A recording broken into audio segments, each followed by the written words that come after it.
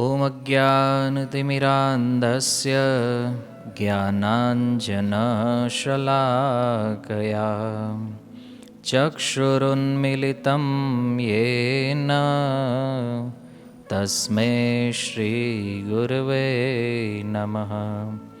श्रीचैतन्यमनोभीष्टं स्थापितं येन भूतले स्वयं रूपः कदा मह्यं ददाति स्वपदान्तिकं। वन्देऽहं श्रीगुरो श्रीयुतपदकमलं श्रीगुरुन् वैष्णवांश श्रीरूपं साग्रजातं सहगणरघुनाथन्वितं तं सजीवं साद्वैतं सावधूतं परिजनसहितं कृष्णचैतन्यदेवं श्रीराधाकृष्णपादान् सहगणललिता श्रीविशाखान्वितांश। नमः ॐ विष्णुपादाय कृष्णप्रेष्ठाय भूतले श्रीमते भक्तिवेदान्त स्वामिनिति नामिने। नमस्ते सारस्वते देवे गौरवाणी प्रचारिणे निर्विशेषशून्यवादी पाश्चात्यदेशतारिणे। वाञ्छाकल्पतरुभ्यश्च कृपासिन्धुभ्य एव च पतितानां पावनेभ्यो वैष्णवेभ्यो नमो नमः।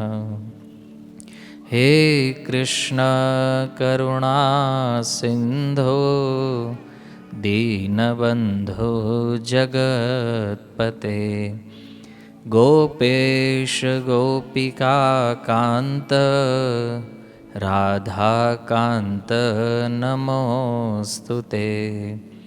तप्तकाञ्चन गौराङ्गी राधे वृन्दावनेश्वरी वृषभानुसुते देवी प्रणमामि हरिप्रिये। जय श्रीकृष्ण चैतन्य प्रभो नित्यानन्द श्री अद्वैत गदाधर श्रीवासादि गौरभक्तवृन्द। हरे कृष्णा कृष्णा कृष्णा हरे हरे हरे राम राम राम हरे हरे। ॐ नमो भगवते वासुदेवाय। ॐ नमो भगवते वासुदेवाय। ॐ नमो भगवते वासुदेवाय।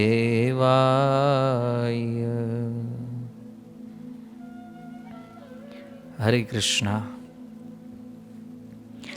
स्वागतम ઉપસ્થિત સર્વ શ્રોતાગણ, વૈષ્ણવગણ અને ઉપસ્થિત મહાનુભાવો, આજે આપણે દ્વિતીય સત્રમાં શીલ પ્રભુપાદ દ્વારા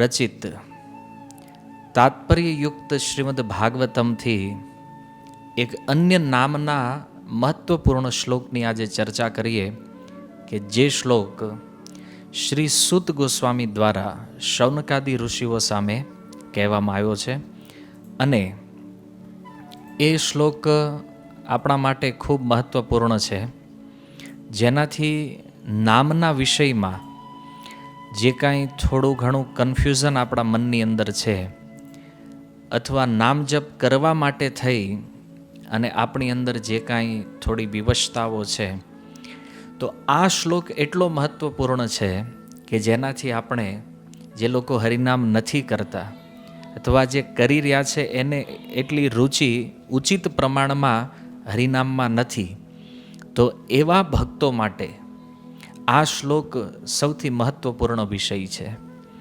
સૂત ગોસ્વામી કહે છે, આપન્ન સંસ્કૃતિમ ઘોરામ યન્નામ વિવશો ગૃણન તતઃ સદ્યો વિમુચ્યેત યદ બિભેતિ સ્વયં ભયમ.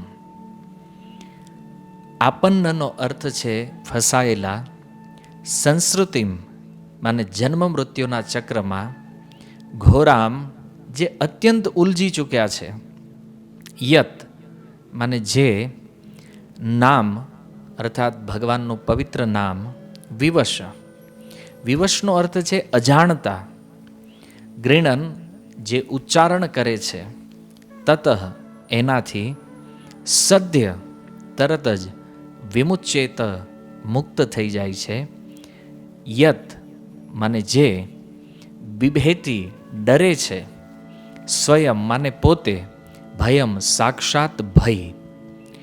તો અનુવાદ, જન્મ તથા મૃત્યુની જાળમાં ઉલઝાયેલા જીવ જો અજાણતા પણ ભગવાન કૃષ્ણના નામનું ઉચ્ચારણ કરે છે તો એ તરત જ મુક્ત થઈ જાય છે, કારણ કે સાક્ષાત ભય પણ આ નામથી ભયભીત રહે છે. પ્રભુપાદ તાત્પર્ય લખતા કહે છે કે વાસુદેવ અથવા પૂર્ણ પુરુષોત્તમ ભગવાન કૃષ્ણ બધાના પરમ નિયંતા છે. આ સૃષ્ટિમાં એવું કોઈ નથી જે સર્વશક્તિમાન ક્રોધથી ભયભીત ન હોય. રાવણ, હિરણ્યકશિપુ, કંસ જેવા વિકટ અસુર તથા એના જેવા જેટલા પણ શક્તિશાળી અસુરો હતા એ ભગવાન દ્વારા મારી નાખવામાં આવ્યા. પરાક્રમી વાસુદેવ પોતાની સમસ્ત શક્તિઓને પોતાના નામની અંદર નિહિત રાખે છે. અહીંયા કહેવામાં આવ્યું છે કે કૃષ્ણના નામથી સાક્ષાત ભય પણ ભયભીત રહે છે. આ એ વાતનું સૂચક છે કે કૃષ્ણનું નામ ભગવાન કૃષ્ણથી અભિન્ન છે અને એટલા માટે ભગવાનનું નામ પણ સ્વયં ભગવાનની સમાન શક્તિશાળી છે, એમાં થોડું પણ અંતર નથી. એટલા માટે મોટા મોટા સંકટોની સ્થિતિમાં પણ ભગવાન કૃષ્ણના પવિત્ર નામનો લાભ ઉઠાવી શકાય છે. કૃષ્ણના દિવ્ય નામને ચાહે અજાણતા બાધ્ય થઈ અને કોઈ વ્યક્તિ ઉચ્ચારણ કરે તો પણ જન્મ અને મૃત્યુની ઝંઝટથી એનો ઉદ્ધાર થઈ શકે છે. શીલ પ્રભુપાદ કી જય. શ્રીમદ ભાગવતમના પ્રથમ સ્કંદ પ્રથમ અધ્યાયના 14 નંબર શ્લોકની આ કંઈક અનુવાદ તાત્પર્યવાળી વાત આપણે શ્રવણ કરી અને એમાં એક વાત સ્પષ્ટ રૂપથી બતાવવામાં આવી છે કે કોઈ પણ વ્યક્તિ ભગવાનના નામને ગ્રહણ કરે છે તો નામ ગ્રહણ કરવાવાળો જે વ્યક્તિ છે એની તત્કાલ મુક્તિ થાય છે. તત્કાલ માને નિકટતમ સમયની અંદર એ વ્યક્તિ સંસ્કૃતિ માને જન્મ મરણના ચક્રથી મુક્ત થઈ જાય છે. અને આ નામનો એવો પ્રભાવ છે, એનું એક લક્ષણ બતાવતા સૂતજી કહે છે કે યદ બિભેતિ સ્વયં ભયમ, જે ભય છે એ ભય પણ સાક્ષાત આ નામથી ભય પ્રાપ્ત કરે છે. તો ગઈકાલના સત્રમાં આપણે ચર્ચા કરી દ્વિતીય સ્કંદના એક શ્લોકથી, જેમાં શુકદેવ ગોસ્વામી પરીક્ષિત મહારાજને એ વાત બતાવી રહ્યા છે કે જન્મ મૃત્યુના ચક્રમાં પડેલા જે જીવ છે એવા જીવો માટે શાસ્ત્રમાં અનેક સાધનો બતાવવામાં આવ્યા છે, પણ એ તમામ સાધનોની અંદર જીવનું પરમ કલ્યાણ કરી શકે એવું કોઈ સાધન યદી છે તો એ કેવલ હરિનામ છે. અને એટલા માટે બુદ્ધિમાન વ્યક્તિ છે જે કળિયુગની અંદર ભગવાનના નામનો આશ્રય લઈ અને ભગવાનનું ભજન કરે છે. કાલે થોડા ઉદાહરણો દ્વારા આપણે સમજવાનો પ્રયાસ કર્યો કે વર્તમાન સમયમાં કે કળિયુગની જ્યારથી શરૂઆત થઈ ત્યારથી અત્યાર સુધીમાં જે કોઈ ભક્ત થયા ભારત વર્ષની અંદર, આ તમામ ભક્તોએ કેવલ ભગવાનના નામનો આશ્રય ગ્રહણ કરી અને ભગવાનની પ્રાપ્તિ કરી છે, ભગવત ધામને પ્રાપ્ત થયા છે. અને એટલા માટે સુખદેવજીનું એ વચન આ સિદ્ધાંતને સત્ય કરે છે કે વ્યક્તિ ચાહે જન્મ મરણથી મુક્ત થવા ઈચ્છતો હોય અથવા તો કોઈ વ્યક્તિ વચ્ચેની અવસ્થામાં છે, મુક્ત થયો નથી પણ ઈચ્છા રાખે છે, અને ત્રીજી વસ્તુ બતાવી કે જે લોકો મુક્ત થયા છે એ પણ ભગવાનનું નામ લે છે, તો ત્રણેય વ્યક્તિ શા માટે હરિનામને ગ્રહણ કરે છે? કારણ કે હરિનામ એક ચિંતામણી વસ્તુ છે.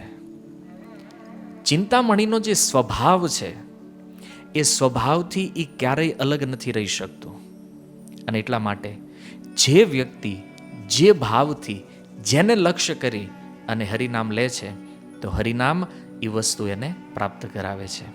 એટલે સુખદેવજી એ સમજાવવા માંગે છે કે વ્યક્તિમાં ચાહે ભોગની કામના હોય, ચાહે મુક્તિની કામના હોય, ચાહે પ્રેમની કામના હોય, હરેક વ્યક્તિ યદી પોતાના લક્ષ્ય સુધી પહોંચવા માંગે છે તો એમણે હરિનામનો આશ્રય ગ્રહણ કરવો જોઈએ.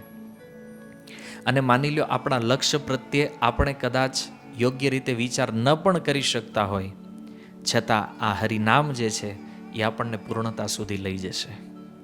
એટલા માટે એવું દિવ્ય સાધન કળિયુગની અંદર શ્રી ચૈતન્ય મહાપ્રભુની કૃપાથી આપણને પ્રાપ્ત થયું છે કે આપણે અન્ય કોઈ આશ્રય લેવાની જરૂર નથી. છતાં ક્યાંક ક્યાંક એવી સમસ્યા ઊભી થાય છે કે શાસ્ત્રોમાં જે લખવામાં આવ્યું છે અને આપણે જે પ્રમાણે વાંચીએ છીએ હરિનામના વિષયમાં, અને જ્યારે આપણે હરિનામ લઈએ છીએ ત્યારે રિયાલિટી એ છે કે જેવું લખવામાં આવ્યું છે એવી અનુભૂતિ આપણને થતી નથી. અને આ તમે બધા ભક્તો આ વાતને સ્વીકાર કરતા હશો કે આ વસ્તુ બરાબર છે. હું જે કહી રહ્યો છું આપણને અનુભવ કંઈક અલગ થાય છે અને આપણે વાંચીએ છીએ કંઈક અલગ. જેવી રીતે તમે શિક્ષાષ્ટકમ ચૈતન્ય મહાપ્રભુ જે લખ્યું છે, હવે શિક્ષાષ્ટકમના પ્રથમ શ્લોકના 3જા ચરણમાં મહાપ્રભુ કહે છે પ્રતિપદમ પૂર્ણ અમૃત આસ્વાદનમ, કે જ્યારે કોઈ વ્યક્તિ હરિનામ ગ્રહણ કરે તો એને પદ પદ ઉપર અમૃતનું આસ્વાદન થાય છે. પણ આપણે જ્યારે 16 માળા કરવા માટે બેસીએ ત્યારે આપણા હૃદયને તમે હૃદય ઉપર હાથ રાખીને પોતાની જાતને પૂછો કે આપણને એમાં અમૃતનું આસ્વાદન થાય છે કે વિષનું આસ્વાદન થાય છે? કેટલું ખેંચીને માંડ મનને ત્યાં રાખીને નહીં. આપણે દીક્ષા લીધી છે, ગુરુને વચન આપ્યું છે, આપણે ઇસ્કોનના ભક્ત છીએ, પ્રભુપાદને વચન આપ્યું છે કે હું પ્રતિદિન 16 માળા કરીશ, એટલે ગમે થઈ જાય પણ હું નામ જપતો કરીશ. અને આવી રીતે ખેંચીને આપણે ઈચ્છા ન હોવા છતાં પણ કરીએ છીએ. અને જરૂરી નથી કે બધા ભક્તોનો આવો અનુભવ હોય. જે લોકો નામની કૃપા પ્રાપ્ત કરી ચૂક્યા છે નિકટતમ, એને એવા આનંદની અનુભૂતિ થાય છે. અને શાસ્ત્ર વચન અસત્ય નથી, પણ ગડબડ ક્યાં છે? તો એનો ઉત્તર પ્રભુપાદજીએ તાત્પર્યમાં આપ્યો કે નામ તો કાર્ય બરાબર કરે છે, પણ ગડબડ અપરાધમાં છે.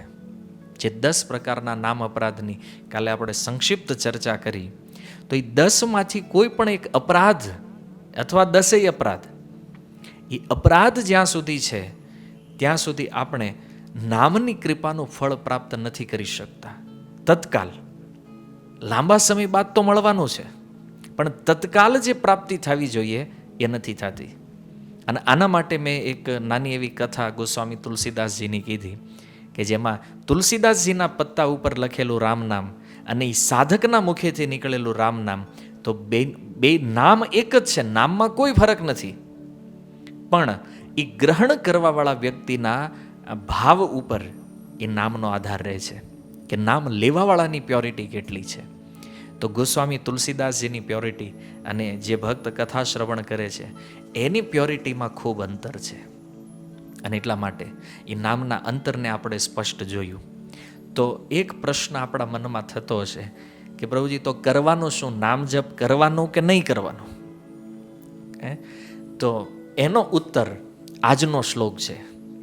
આપન્ન સંસ્કૃતિમ ઘોરામ યન્નામ વિવશો ગૃણન. સુતજી કહે છે, સંસ્કૃતિનો અર્થ છે જન્મ મૃત્યુના ચક્રમાં પડેલા જીવો. માને આ સંસારની અંદર જે જીવાત્માઓ માયા દ્વારા બંધ કરવામાં આવ્યા છે એવા જીવ જે કહે છે ઘોરામ. ઘોરામનો અર્થ છે અનેક પ્રકારની ઉલઝનમાં ફસાયેલા છે. આજે તમે જો સામાન્ય વ્યક્તિની તો વાત જવા દો, પણ ઘણીવાર ભક્તોને આપણે કહીએ કે પ્રભુ તમે આવો ને, આજે આપણે એક કથાનું આયોજન કર્યું છે કે આપણે 64 માળા જપ પ્રોગ્રામનું આયોજન કર્યું છે. તો ભક્તો શું કહે છે? પ્રભુજી હું છે ને બહુ બિઝી છું આજે, એને એટલો બિઝી છું ને મારી પાસે સમય જ નથી આના માટે. આનો અર્થ કે આપણે જે જાણીએ છીએ, જે સમજીએ છીએ અને જેટલું આપણે જીવનમાં ઉતારીએ છીએ, આ ત્રણેયમાં ખૂબ અંતર છે.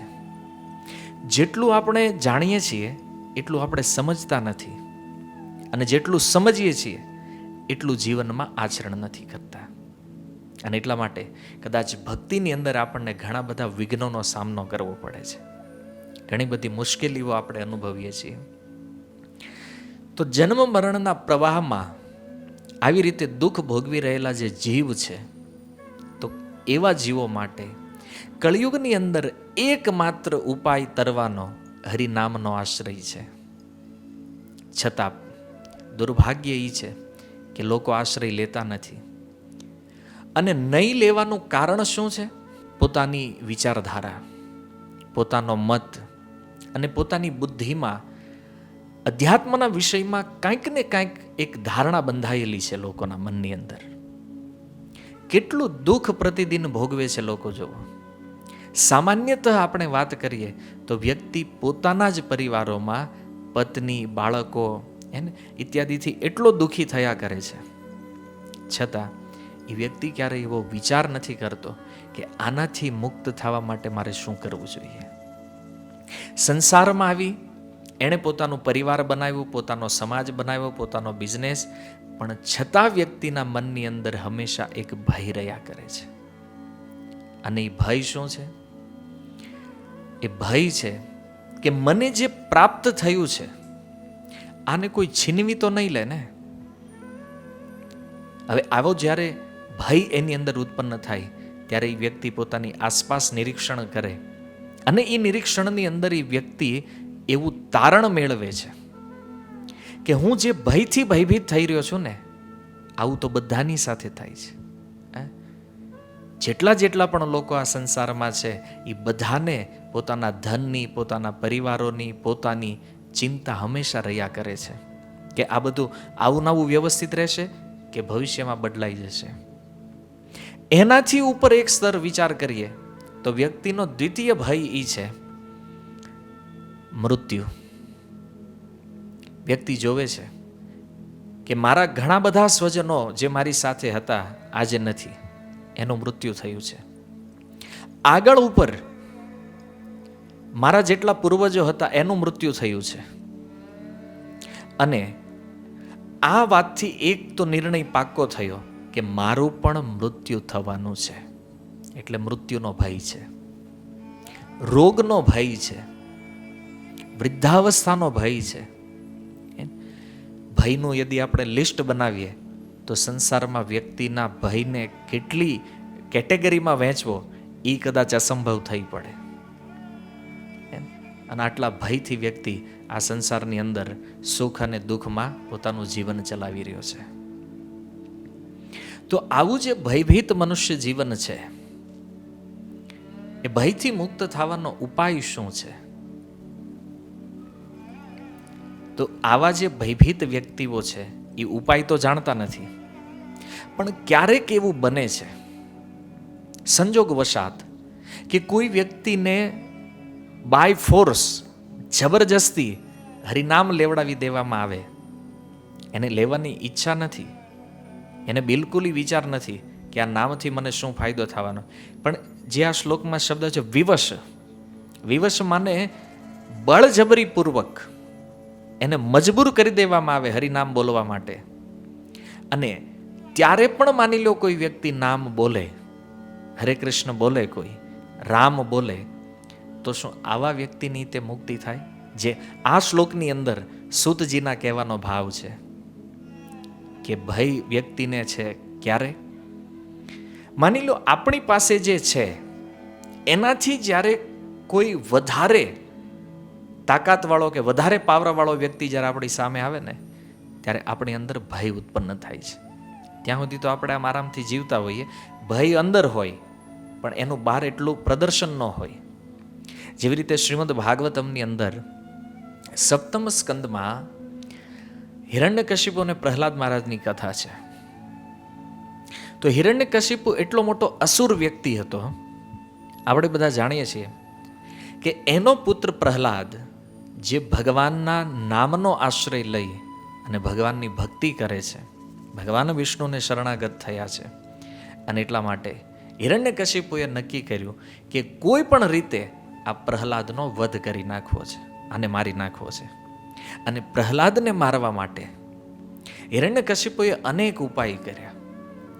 એને સમુદ્રમાં ફેંકાવી દીધો, છતાં પ્રહલાદ મહારાજને કાંઈ ન થયું. એને હાથીઓના પગ નીચે કચડીને મારી નાખવાનો આદેશ આપવામાં આવ્યો, છતાં પ્રહલાદને કાંઈ ન થયું. એને શસ્ત્રોથી મારવાની આજ્ઞા આપવામાં આવી, પ્રહલાદ મહારાજના શરીર ઉપર એક ખરોચ આવી નહીં. એમને સાંકળોથી બંદી બનાવવામાં આવ્યા, અગ્નિમાં બાળીને મારવાનો પ્રયાસ કરવામાં આવ્યો, એમને વિષ આપીને મારી નાખવાનો પ્રયાસ કરવામાં આવ્યો, સાપથી ભરેલા રૂમની અંદર એમને બંધ કરી દેવામાં આવ્યા, હિંસક પશુઓથી મારવાનો પ્રયાસ કરવામાં આવ્યો. પણ પ્રહલાદ મહારાજનો વાળ વાંકો ન થયો. શું કામ જાણો છો? કારણ કે એણે ભગવાનનો આશ્રય લીધો છે. અને આચાર્યગણ કહે છે આ સંસારની અંદર જે વ્યક્તિ ભગવાનનો આશ્રય લે ને, એની અંદરથી ભય સમાપ્ત થઈ જાય છે. ભય કેવલ એ લોકોની અંદર રહે છે જે લોકોએ ભગવાનનું શરણ નથી લીધું, જે લોકો ભગવાનને આશ્રિત નથી, ભગવાનના નામને આશ્રિત નથી. આવા લોકો આ સંસારમાં હંમેશા ભયભીત રહે છે. વિચાર કરો, પ્રહલાદ મહારાજ ઉપર જે અત્યાચારો થયા, અને એમાંનો કોઈ એક અત્યાચાર નાનો એવો આપણી ઉપર થયો હોય તો આપણે માળા કરશું કે છોડી દઈશું, એ બહુ મોટો પ્રશ્ન છે. નાનો એવો અત્યાચાર. હું તો ખાલી એટલું કહું છું કે આપણા ફેમિલીમાં માનો કોઈ દંપતી હોય, પતિ પત્ની બે સાથે રહેતા હોય, બાળકો હોય, એમાં પત્ની ભક્ત હોય અને પતિ ભક્ત નથી. હવે પતિ એમ કહી દે કે જો આજ પછી તે માળા કરી અને મને ખબર પડી કે તે આ માળા લીધી છે, અથવા એક પણ વાર જો તું મંદિર ગઈ છો તો હું તને છૂટાછેડા આપી દઈશ. માની લો એ સ્ત્રી નામ જપ કરે છે ને એના પતિને ખબર પડી જાય અને એના પતિ એને ઘરેથી કાઢી મૂકવાની ધમકી આપે, તો આજના સમયમાં કોઈ સ્ત્રી એવી છે કે જે એવું કહેશે કે નહીં, તમે ભલે ઘરેથી મને કાઢી મૂકો પણ હું નામ જપ કરવાનું નહીં છોડું. સામાન્યતઃ નાની મોટી ધમકીઓના કારણે પારિવારિકમાંથી કાંઈ પણ આવી બધી સમસ્યાઓ આવતી હોય તો લોકો ભજન નથી કરતા, ભક્તિ છોડી અને ભૌતિક માર્ગને પસંદ કરે છે. કેમ? કારણ કે ભય છે એના હૃદયમાં કે મારા પિતાનો આશ્રય નહીં રહે તો મારું શું થશે, મારા પરિવારનો આશ્રય નહીં રહે તો મારું શું થશે. અને આવા બધા વિચારોના કારણે લોકો ભજન નથી કરતા. અને આ રિયાલિટી છે. જ્યારે ભાગવતની અંદર વર્ણિત ભક્તોના ચરિત્ર જે છે એમાં જોવાની સૌથી મોટી ખૂબી એ છે કે પરિવાર શું, આખો સંસાર મળીને કદાચ એ ભક્તની સામે આવી જાય ને તોય આ લોકો ક્યારેય ભજન નથી છોડતા. શું કામ? કારણ કે એ ભગવાનના આશ્રયમાં છે. અને ભગવાનનો આશ્રય જેણે લીધો છે ને એને આ સંસારમાં અન્ય વ્યક્તિઓનો ક્યારેય ભય હોતો નથી. ભયમાં રે એને ભક્ત કહેવામાં નહીં આવે. ભક્ત એ છે જે ભયથી મુક્ત થયા છે. અને પ્રહલાદ મહારાજ ભયથી મુક્ત છે. હિરણ્યકશિપુએ જેમ જેમ એને મારવાનો પ્રયાસ કર્યો, જેટલા પ્રયાસ વધારેમાં વધારે કરતા જાય એટલું પ્રહલાદ મહારાજ વધારે ને વધારે દ્રઢતાપૂર્વક ભજન કરે છે.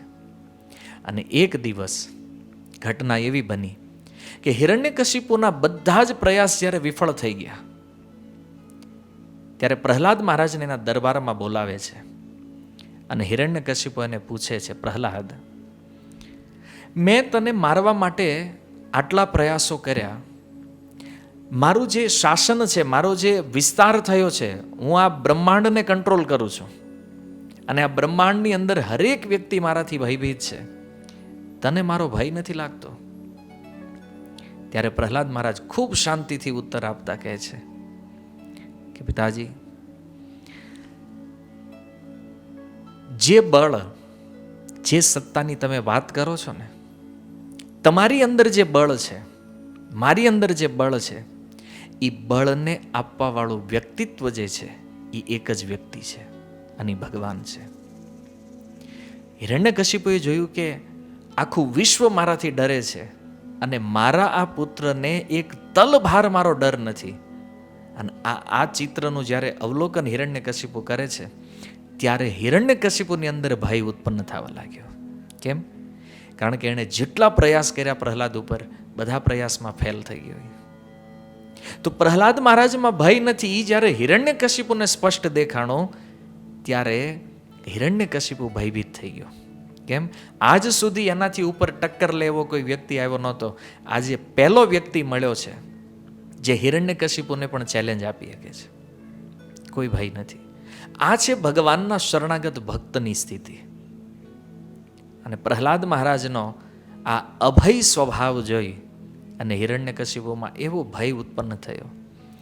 અને ત્યારે ભગવાન નરસિંહદેવ દ્વારા પ્રાગટ્ય થયું અને ભગવાન નરસિંહદેવ દ્વારા એનો વધ કરી દેવામાં આવ્યો અને પ્રહલાદની રક્ષા કરી.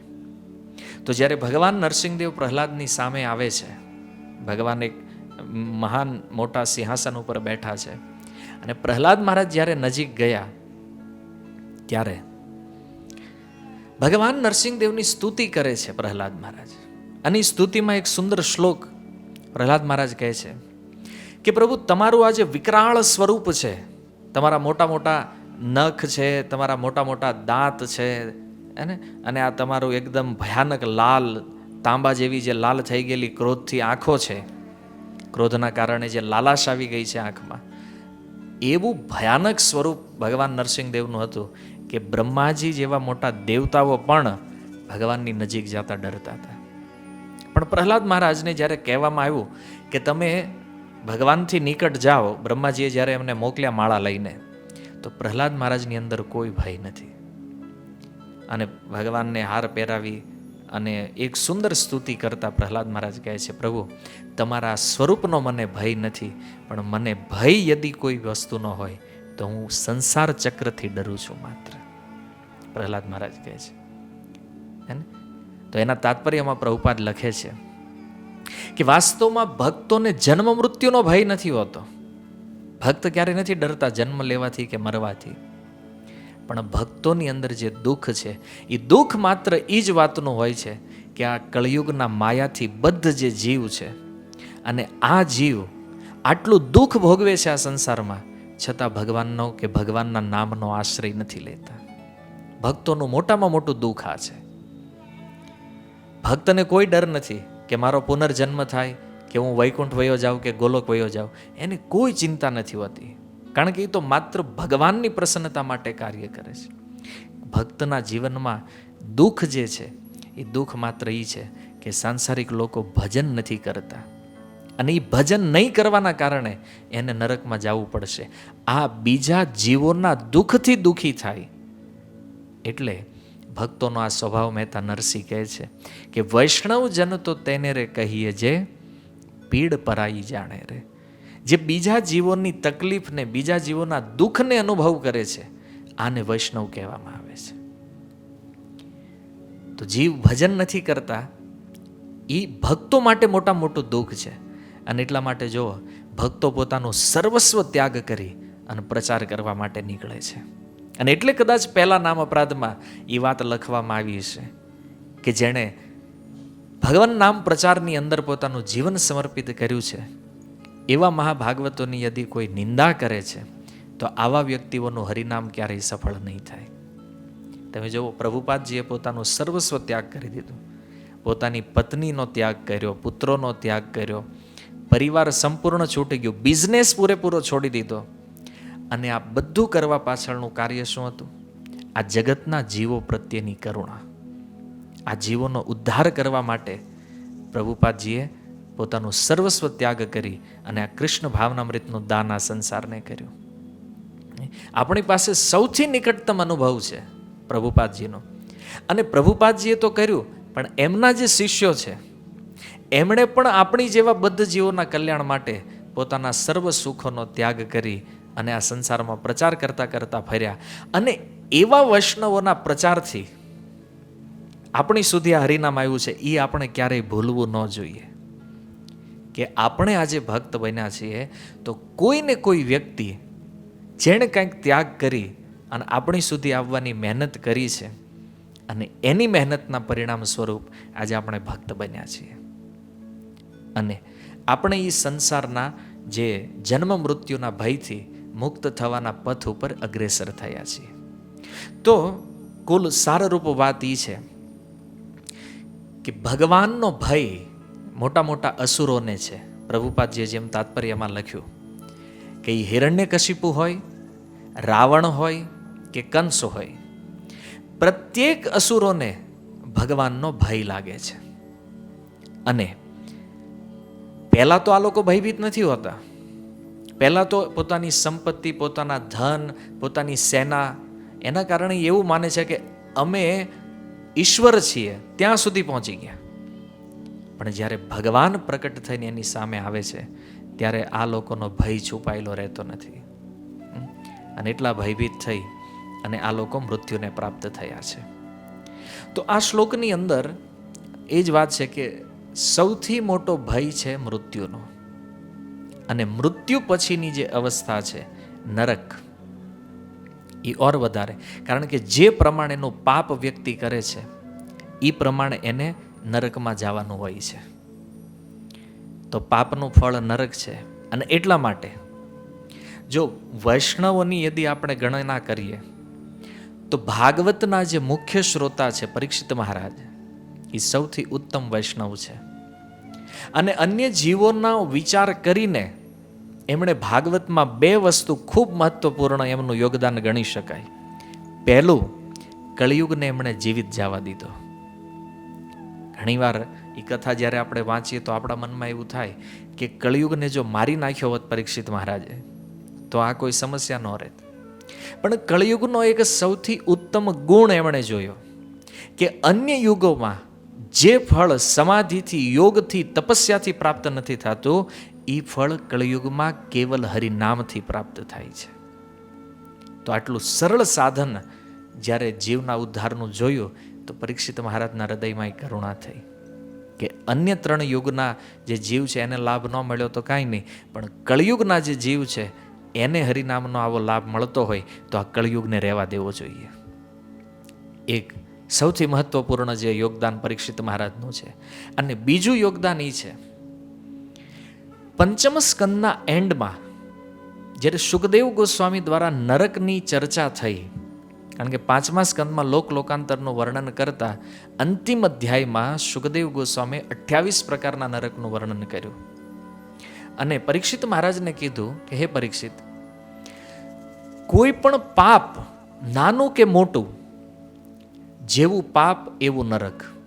હું તો અહીંયા તને 28 નરકની વાત કરું છું, પણ નરક હજારો નરક છે. હરેક પાપ માટે એક નરકની વ્યવસ્થા છે. અને એ નરકનું વર્ણન સાંભળી અને પરીક્ષિત મહારાજના હૃદયમાં એવી કરુણા ઉત્પન્ન થઈ કે એમણે સુખદેવ ગોસ્વામીને એક પ્રશ્ન પૂછ્યો. સુખદેવ ગોસ્વામીને કીધું કે તમે એવું બતાવો કે જેનું નરકમાં જવાનું કન્ફર્મ થઈ ચૂક્યું છે, જેની ટિકિટ કન્ફર્મ આવી ગઈ છે કે આ વ્યક્તિ મરે એટલે સીધો નરકમાં જશે, આવું જેનું કન્ફર્મેશન થયું છે, એવા વ્યક્તિને પણ યદિ નરક જતા બચાવી લેવો હોય આનો ઉપાય શું છે? અને ભાગવતમાં પ્રશ્નો તો અનેક છે, પણ સારામાં સારો પ્રશ્ન સામાન્ય જીવોના ઉદ્ધારનો યદિ કોઈએ કર્યો હોય તો એ પરીક્ષિત મહારાજે કર્યો છે. જેનું કન્ફર્મ ન રાખે, એવું નથી કે આ જશે કે નહીં એનો નિર્ણય યમરાજ કરશે, નહીં. જે વ્યક્તિ તો જીવિત છે, પણ જેવું એનું મૃત્યુ થશે એટલે એ કન્ફર્મ જશે. આવા વ્યક્તિને નરકથી બચાવવો હોય તો આનો ઉપાય બતાવો. સુખદેવ ગોસ્વામી કે પ્રાયશ્ચિત કરવું જોઈએ એણે. ત્યારે પરીક્ષિત મહારાજ કહે છે કે હે સુખદેવજી, જે પ્રાયશ્ચિતની તમે વાત કરો છો, મને નથી લાગતું કે એ પ્રાયશ્ચિતથી જીવોને શુદ્ધ કરી શકાય. કારણ કે તમારું પ્રાયશ્ચિત જે બતાવું એ કેવું છે તો કે છે મન્ય કુંજર શોચવત.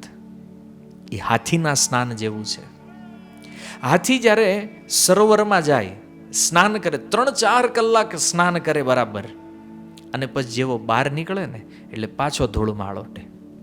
તો વિચારો કે એ સ્નાન કરવા ગયો અને એને જો ધૂળમાં જ આળોટવું છે તો સ્નાન શું કામ કર્યું? વાત વિચારણીય છે ને. તો પાપનું પ્રાયશ્ચિત કરવા માટે માની લો કોઈ વ્યક્તિ કોઈ સાધન કરે છે, અને એ સાધન કર્યા પછી પાછો એ પાપ કરે, તો પછી એ પ્રાયશ્ચિતનો મતલબ શું છે? અને એકદમ શુદ્ધ ગુજરાતીમાં હું તમને આનું ઉદાહરણ સમજાવું. તો જ્યારે અમે હરિદ્વારમાં કથા કરીએ ને, ત્યારે અહીંયા ગુજરાતથી ઘણા લોકો આવે કે પ્રભુજી અમારે કથામાં આવવું છે.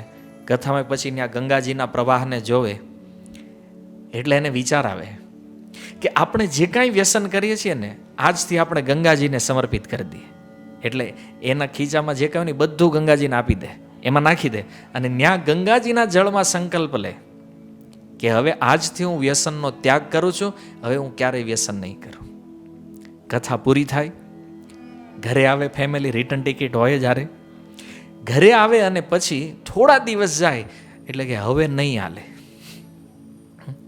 જો ગંગા સ્નાન કર્યો છે એ વ્યક્તિ, અને ગંગા સ્નાન કરવાથી પવિત્ર થયો છે, અને એ પવિત્ર થયા પછી પણ જ્યારે એ પરત આવે છે તો ફરીથી એને વ્યસન કરવાની ઈચ્છા થાય છે.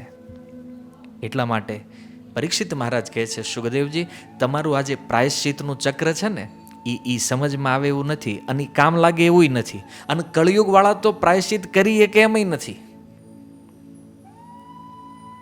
તો તમે કંઈક એવો ઉપાય બતાવો કે જે ઉપાય સરળ હોય, સર્વસામાન્ય હોય, અને હરેક વ્યક્તિને એનો લાભ પ્રાપ્ત થાય. એક એવું પ્રાયશ્ચિત કે જે કર્યા પછી ક્યારેય વ્યક્તિ ફેલ ન થાય, એનો નરકમાં ક્યારેય વાસ ન થાય. આવું કોઈ પ્રાયશ્ચિત હોય તો બતાવો. તો સુખદેવજીની પ્રાયશ્ચિતવાળી વાત જ્યારે પરીક્ષિત મહારાજે અસ્વીકાર કરી, ત્યારે સુખદેવ ગોસ્વામી કહે છે કે યેન કેન પ્રકારેણ મનઃ કૃષ્ણ નિવેશયત સક્રિન મનઃ કૃષ્ણ પદાર વિંદયોર. એ શ્લોક સુખદેવ ગોસ્વામી દ્વારા કહેવામાં આવ્યો કે હે પરીક્ષિત, કોઈ પણ રીતે વ્યક્તિનું મન એક વાર જો ભગવાન કૃષ્ણમાં લાગી જાય, અથવા એક વાર કોઈ ભગવાન કૃષ્ણના નામનું ઉચ્ચારણ માત્ર કરી લે, તો આ વ્યક્તિને ક્યારેય નરકમાં જવું પડતું નથી. કોઈ પણ રીતે, સુખદેવજી કે કોઈ પણ રીતે. પરીક્ષિત મહારાજ કે વાત માન્યામાં આવે એવી નથી. અને આ પ્રશ્ન જ્યારે થયો ને, ત્યારે એના પ્રમાણ સ્વરૂપ સુખદેવ ગોસ્વામીએ અજામિલ ઉપાખ્યાન કીધું પરીક્ષિત મહારાજને. સુખદેવજીએ કીધું કે આ અજામિલ નામનો વ્યક્તિ, જેનો ઉદ્ધાર પોતાના પુત્ર માટે એણે હરિનામ લીધું, છતાં પણ એની મુક્તિ થઈ ગઈ. તો વિચાર કરો કે જે અજામિલનું નરકમાં જવાનું કન્ફર્મ હતું એના પાપના કારણે, પણ મરતા સમયે એણે પુત્રનું નામ લીધું નારાયણ, તો અજામિલને મુક્ત કરી દેવામાં આવ્યો. કાલે એ કથા થોડી ડિટેલથી આપણે સાંભળી કે અજામિલની મુક્તિ થઈ નામાભાસથી. અને એટલા માટે ચૈતન્ય ચરિતામૃતમાં હરિદાસ ઠાકોરે પણ એ વાત કરી કે નામાભાસે મુક્તિ હઈ સર્વશાસ્ત્ર કહી. નામના આભાસ માત્રથી મુક્તિ થઈ જાય છે, આમાં કોઈ સંશય નથી. કેટલું અદ્ભુત પ્રાયશ્ચિત બતાવ્યું સુખદેવજીએ કે જે વ્યક્તિ ભગવાન કૃષ્ણનું નામ કોઈ પણ રીતે ગ્રહણ કરશે એ વ્યક્તિ નરકમાં નહીં જાય. અને આવો જ પ્રશ્ન એકવાર ચૈતન્ય મહાપ્રભુના મનમાં થયો. ચૈતન્ય મહાપ્રભુ એકવાર હરિદાસ ઠાકુરને મળવા માટે ગયા અને હરિદાસ ઠાકુરને મળી અને મહાપ્રભુએ પૂછ્યું, હરિદાસ, કલિકાલે યવન અપાર, ગૌ બ્રાહ્મણ હિંસા કરે મહાદુરાચાર, ઇહા સભાર કોન મતે હૈબ નિસ્તાર, તાહાર હેતુ ના દેખીએ એ દુઃખ અપાર. મહાપ્રભુ હરિદાસ ઠાકુરને કહે છે, એ હરિદાસ સાંભળે, કળિયુગની અંદર છે ને યવન લોકો બહુ છે.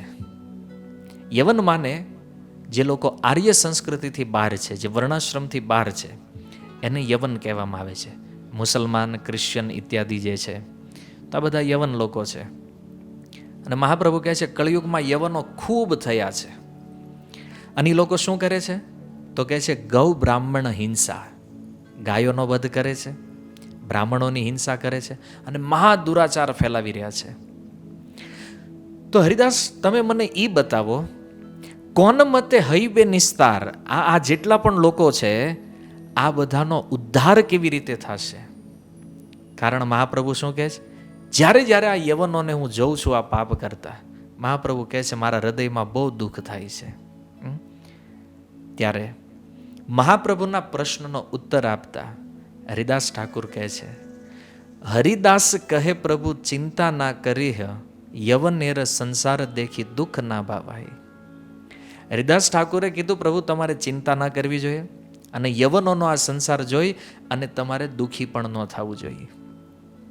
ઘણીવાર આપણને એવું લાગે ને કે આ મુસલમાનો, ક્રિશ્ચિયનો આ બધાને જ્યારે આપણે જોઈએ દુરાચાર કરતા, તો આપણા મનમાં એક વૈષ્ણવ તરીકે સ્વાભાવિક એવું થાય કે આ લોકોનો ઉદ્ધાર ક્યારે થશે, કેવી રીતે? તો પ્રભુપાદજી અહીંયા પ્રકટ થઈ અને સાક્ષાત આ વસ્તુ આપણને પ્રેક્ટિકલ બતાવી કે જો યવનોનો ઉદ્ધાર આ હરિનામથી થવાનો છે. તો યવને સકલેર મુક્તિ હવે અનાયાસે, હારામ હારામ બોલ કહે નામા ભાસે. હરિદાસ ઠાકુર કહે છે, પ્રભુ આની મુક્તિ તો અનાયાસ થઈ જશે. કેમ? કારણ કે આ જેટલા પણ યવન છે ને એને હરામ બોલવાની આદત હોય છે. તમે જો મુસલમાન શબ્દો હરામ શબ્દનો પ્રયોગ સૌથી વધારે કરે, અમારામાં આ હરામ છે, અમારામાં આ હરામ છે. તો હરિદાસ ઠાકુર કહે છે કે જ્યારે જ્યારે હરામ હરામ એવું બોલે છે ત્યારે એ લોકો અજાણતા નામાભાસ કરી રહ્યા છે. અને જે ભક્ત છે એ શું કહે છે તો કહે છે મહાપ્રેમે ભક્ત કહે, હા રામ, યવનેર ભાગ્ય દેખ લઈ સઈ નામ. હરિદાસ ઠાકુર કેટલી સુંદર વાત કરી રહ્યા છે. યવનો હરામ બોલે છે, હરામ, અને ભક્તો હા રામ. ભક્તો જ્યારે પ્રેમથી ઉન્મત્ત થઈએ ત્યારે કહે છે ને હે રામ, હા રામ. અને યવનો શું બોલે છે? હ રામ. તો અષ્ટમી વિભક્તિ સંબોધનમાં હનું હા કે હનું હે એનો અર્થ એક જ થાય. હરિદાસ ઠાકોરના કહેવાનો અર્થ છે કે યવનો હરામ બોલે કે ભક્ત હા રામ બોલે, બે એક જ શબ્દ છે, બેનો એક જ અર્થ છે. અને એટલા માટે નામાભાસના કારણે આ યવનોની પણ મુક્તિ થઈ જવાની છે. હવે આ વાત જે હરિદાસ ઠાકુર કરી રહ્યા છે, આ વાત તો આજે આપણા મનમાં ઉતરે એવી નથી. પણ નરસિંહ પુરાણના એક શ્લોકનું ઉદાહરણ આપતા હરિદાસ ઠાકુર કહે છે, દ્રષ્ટિ દ્રષ્ટાન હતો મલેચ્છો, હરામેતી પુનઃ પુનઃ, ઉક્ત્વાપી મુક્તિમ આપનોતી, કિમ પુનઃ શ્રદ્ધયા ગૃણન. હરિદાસ ઠાકુર કહે છે કે દાંતવાળા શુકરે એક યવનને એના દાંતથી ઘાયલ કરી દીધો. અને યવન હારામ શબ્દ, કારણ કે શુકર જે છે એ મુસલમાનો એને હરામ માને છે, અને એ ઉચ્ચારણ કરી ત્યારે એ યવન વ્યક્તિનો પણ ઉદ્ધાર થયો છે. તો વિચાર કરો કે હરામ બોલવાથી પણ એક વ્યક્તિને જો મુક્તિ પ્રાપ્ત થતી હોય, તો શ્રદ્ધાપૂર્વક જે લોકો હરિનામ ગ્રહણ કરે છે એને શું નહીં મળે. ખાલી કલ્પના કરવા જો આ શ્લોકના પ્રમાણથી. હરિદાસ ઠાકુર કહે છે કે હરામ બોલવાના કારણે નામાભાસથી આ લોકોની મુક્તિ થશે. અને પ્રમાણ આપતા કહે છે, અજામિલ પુત્ર બોલાય બોલી નારાયણ, વિષ્ણુદૂત આસી છોડાય તાહાર બંધન. અને જો ભાગવતનું પ્રમાણ છે કે અજામિલ પોતાના પુત્ર માટે નારાયણ નામ ઉચ્ચારણ કરે છે, તો ભગવાન વિષ્ણુના દૂતોએ આવી અને એ અજામિલને છોડાવી દીધો છે ત્યાંથી. એટલા માટે નામનો જે સ્વભાવ છે એ નામના સ્વભાવથી આ લોકોની મુક્તિ નિશ્ચિત રૂપમાં થવાની છે. તો હરિદાસ ઠાકુરે અહીંયા જે પ્રમાણે ચૈતન્ય મહાપ્રભુને ઉત્તર આપ્યો, તો એ ઉત્તર પ્રમાણિત છે કે કોઈ વ્યક્તિ અજાણતા પણ ભગવાનનું નામ બોલે તો એનો પણ ઉદ્ધાર થશે, એમાં કોઈ સંશય નથી. કોઈ પણ રીતે ભગવાનનું નામ લીધું તો એની મુક્તિ. નામાભાસે મુક્તિ હઈ સર્વશાસ્ત્ર કહી, હરિદાસ ઠાકોરની આ પ્રચલિત ઉક્તિ છે કે નામના આભાસ માત્રથી વ્યક્તિની મુક્તિ થઈ જાય, આમાં કોઈ સંશય નથી. અને શાસ્ત્રમાં પણ એના અનેક પ્રમાણો છે. એટલા માટે પ્રત્યેક વ્યક્તિઓએ ભગવાનના નામનો આશ્રય લેવો જોઈએ. અને આ પ્રસંગ આપણા માટે તો બહુ મહત્વપૂર્ણ છે, કારણ કે અજાણતા નામ લેવાવાળાની જો આ ગતિ હોય, તો જાણીને જે લોકો ભગવાન માટે નામ લે છે એને વૈકુંઠ કેમ નહીં મળે? નિશ્ચિત રૂપે પ્રાપ્ત થશે. પણ નામને લઈને આપણા મનમાં ઘણા બધા સંદેહ છે. ચૈતન્ય મહાપ્રભુ આ સંદેહને દૂર કરતા એક સૌથી મહત્વપૂર્ણ શ્લોક, શિક્ષાષ્ટકમનો 2 નંબર શ્લોક મહાપ્રભુ કહે છે કે નામ અકારી બહુધા નિજ સર્વ શક્તિ, સત્રાર્પિતા નિયમિત સ્મરણે ન કાલ. ભગવાનમાં જેટલી શક્તિ છે, અને એ શક્તિનું વર્ણન આપણે આગળ જોયું કે હિરણ્યકશિપુ, રાવણ કે કંસને મારવા માટે ભગવાને પોતાની શક્તિનું પ્રદર્શન કર્યું અને એમણે આવા મોટા મોટા અસુરોનો વધ કર્યો. આવા શક્તિશાળી ભગવાન એની સમસ્ત શક્તિને એમના નામની અંદર નિહિત રાખે છે. ભગવાનની તમામ શક્તિ ભગવાનના નામમાં છે. તો આનો અર્થ એ થયો કે ભગવાન જે ભક્તનો ઉદ્ધાર કરી શકે, એટલો જ ઉદ્ધાર ભગવાનનું નામ પણ કરી શકે છે. કારણ કે ભગવાન અને ભગવાનનું નામ બેયની શક્તિ સમાન છે. કદાચ એવું આપણે કહીએ કે ભગવાન કરતાં પણ ભગવાનના નામમાં વધારે શક્તિ છે, તો એમાંય કાંઈ ખોટું નથી. આ ઉક્તિ ગલત નથી. કેમ? રામાયણનો એક સુંદર પ્રસંગ છે. ભગવાન રામચંદ્ર જ્યારે લંકા જવાની તૈયારી કરી રહ્યા હતા, સમુદ્રના આ તટ ઉપર હતા, અને ભગવાને પુલ બાંધવાનું કામ, જે નલ અને નીલ નામના 2 વાનરો હતા એમની સેનામાં, અને એ બહુ ઉચિત કારીગરો હતા એ કામની અંદર, વિશ્વકર્માના પુત્ર હતા બંને, અને એટલા માટે પુલ નિર્માણનું કામ એને આપવામાં આવ્યું. તો હનુમાનજી ઇત્યાદિ અન્ય જે ભક્તો હતા એ શું કરતા કે જે વાનરો પથ્થર લઈને આવે એ પથ્થર ઉપર રામ નામ લખતા. રામ રામ લખીને પછી પથ્થર આપે અને એ પથ્થરથી પુલ બાંધવાની તૈયારી કરે. તો એ પુલ બને, પથ્થર તરવા લાગે, અને પુલ બનતો જાય, કામ આગળ વધતું ગયું. એક સમય ભગવાન રામના મનમાં વિચાર થયો કે મારા નામની આટલી મોટી મહિમા છે, તો ભગવાન રામ શું કરે છે? બરાબર મધ્યરાત્રિના સમયમાં જ્યારે બધા વિશ્રામ કરે છે, સૂઈ ગયા છે, ભગવાન રામ આવી અને એક પથ્થર લીધો હાથમાં. ભગવાનને થયું હું તો સાક્ષાત ભગવાન છું ને, તો હું પથ્થર મૂકીશ તો આ તો તરશે. ભગવાને જેવો પથ્થર મૂક્યો, પથ્થર ડૂબી ગયો સમુદ્રમાં. ભગવાને ફરીથી ટ્રાય કરી કે કદાચ ભારી પથ્થર આવ્યો હશે, થોડો હળવો પથ્થર લો. ફરીથી બીજો પથ્થર મૂક્યો, એ ડૂબી ગયો. 4-5 વાર ટ્રાય કરીને પછી પાછળથી ભગવાનના ખભા ઉપર કોઈ હાથ મૂક્યો. ભગવાન સમજી ગયા કે મારી આ લીલા કોઈ જાણી ગયું છે, કોઈ વ્યક્તિ મને જોઈ રહ્યું છે. અને પાછળ જોયું તો હનુમાનજી. પ્રભુ રામ કહે છે, હનુમાન તું? હનુમાનજીએ કીધું, પ્રભુ શું આ અડધી રાત્રિએ શું પ્રોગ્રામ છે અહીંયા? તમે એને કોઈને કીધા બતાવ્યા વગેરે તમે અહીંયા શું કરી રહ્યા છો? ભગવાને કીધું, મેં વિચાર્યું કે તમે જ્યારે મારું નામ લખી અને પથ્થર સમુદ્રમાં નાખો છો તો એ પથ્થર તરે છે, અને હું જ્યારે સ્વયં પથ્થર નાખું છું તો પથ્થર ડૂબી જાય છે.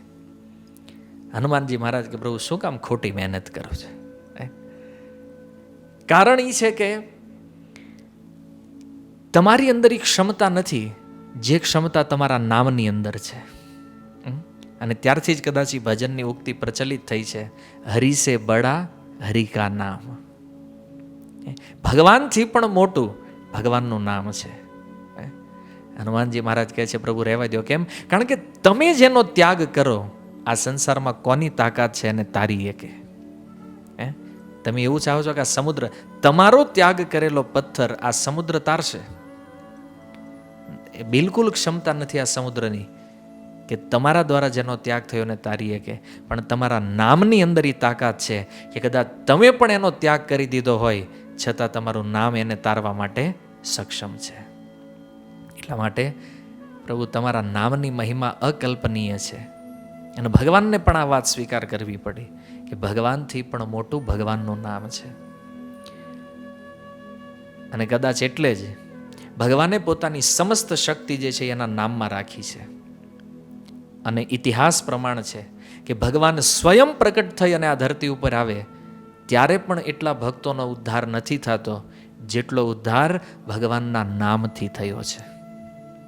કળિયુગના સ્ટાર્ટિંગથી લઈને અત્યાર સુધી જોઈ લો, જેટલા વ્યક્તિઓ હરિનામથી તર્યા છે એટલાનો ઉદ્ધાર સ્વયં ભગવાન દ્વારા નથી થયો. કારણ કે હરિનામ જે છે એ સર્વશક્તિ સંપન્ન છે, બધું જ કરી શકે છે હરિનામ. અને એટલા માટે આ સંસારમાં જ્યારે આવો પ્રસંગ કોઈ વ્યક્તિ સાંભળે, હરિદાસ ઠાકુરનો જે ઉત્તર છે કે વ્યક્તિ કોઈ પણ રીતે નામ લેશે એ નામ ક્યારેય વિફળ નહીં જાય. કેમ? કારણ કે નામ અક્ષરનો આ પ્રભાવ છે, વસ્તુ શક્તિનો પ્રભાવ છે. જેવી રીતે તમે જુઓ કે કોઈ અગ્નિ છે, હવે એ અગ્નિ પાસે કોઈ 5 વર્ષનો બાળક જાય અને 5 વર્ષના બાળકને અગ્નિ દજાડે, કોઈ 80 વર્ષનો વ્યક્તિ અગ્નિ પાસે જશે એને પણ દજાડશે. અગ્નિમાં દજાડવાની શક્તિ જે છે એ સમાન હોય છે. પછી અગ્નિ વિચાર નહીં કરે કે 5 વર્ષનો બાળક મારી પાસે આવ્યો, એને તો સમજ ન હોય એટલે એને મારે દજાડવો ન જોઈએ. પણ આ 80 વર્ષનો બૂઢો છે, એને તો ભાન હોવી જોઈએ ને કે અહીંયા સાવધાની રાખવી જોઈએ, તો ચાલો એને હું દજાડું. અગ્નિ ક્યારેય ભેદ કરતી નથી. એમ ભગવાનનું નામ જે છે તમે ભાવથી લ્યો, કુભાવથી લ્યો, ઉત્સાહથી લ્યો, કોઈ પણ રીતે હરિનામનું ઉચ્ચારણ થાય છે તો ભગવાન એ વાત સ્વીકારે છે કે આ વ્યક્તિએ મારું નામ લીધું છે. જેમ કાલે અજામિલના પ્રસંગમાં બન્યું, યમરાજજીના દૂતો એમ માનતા હતા કે અજામિલે જે નારાયણ નામ લીધું એના પુત્ર માટે લીધું છે, પણ ભગવાનના દૂતો એ સિદ્ધ કરી દીધું કે નામ ભલે પુત્ર માટે લેવાનું પણ નારાયણ નામ અમારા સ્વામીનું છે એટલા માટે આનો ઉદ્ધાર તો થશે જ. અને નિશ્ચિત રૂપમાં ઉદ્ધાર થયો છે. એટલા માટે કોઈ પણ ભક્ત એ ન વિચારવું જોઈએ. કાલે જેમ આપણે ચર્ચા કરી, અપરાધની વાત થોડી વચ્ચે આવી તો ઘણીવાર ભક્તોના મનમાં સંશય થાય કે તો પછી હરિનામ કરવાનો મતલબ શું છે? એક મતલબ ક્લિયર છે કે જે વ્યક્તિ હરિનામ લે છે એ નરકમાં નહીં જાય. અજામિલ પ્રસંગ દ્વારા એ વાત કન્ફર્મ થઈ ગઈ છે કે નરકમાં જવાનો જે ભય છે સામાન્ય વ્યક્તિઓમાં, એ ભય ભગવાનના ભક્તને નથી હોતો. કેમ? કારણ કે જેણે એક વાર પણ ભગવાનનું નામ લીધું છે એ નરકનો અધિકારી નહીં થાય. તો જે લોકો નિશ્ચિત સંખ્યામાં પ્રતિદિન નામ જપ કરે છે એ નરકમાં કેવી રીતે જશે? તો આના માટે કદાચ આપણા મનમાં ઘણા બધા પ્રશ્ન હોય તો આપણે એ પ્રશ્નોને સમજવાનો પ્રયત્ન કરીએ કે વાસ્તવમાં હરિનામ લેવાથી આપણને ફાયદો શું છે. તો એટલું સમજો કે હરિનામ કેવલ નરકથી મુક્ત કરે એવું નથી. હરિનામ પ્રેમ પ્રાપ્તિ સુધી લઈ જઈ શકે એમ છે, પણ એના માટે વચ્ચે ઘણી બધી વિધિઓ છે કે જે વિધિઓનું અનુશીલન ઠીક નહીં થવાના કારણે આપણે એ નામને ઠીક સમજી શકતા નથી. અથવા તો ઘણીવાર એવું બને છે કે નામ જપ આપણે કરતા હોઈએ છતાં એ નામ જપમાં આપણો વિશ્વાસ જે હોવો જોઈએ એવો વિશ્વાસ હોતો નથી.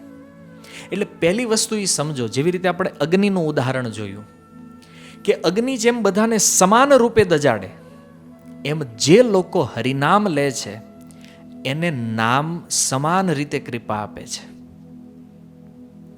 એમાં કોઈ ભેદ નહીં થાય, કારણ કે એ વસ્તુ શક્તિનો પ્રભાવ છે. નામ એનું કામ કરશે, 100% કરશે.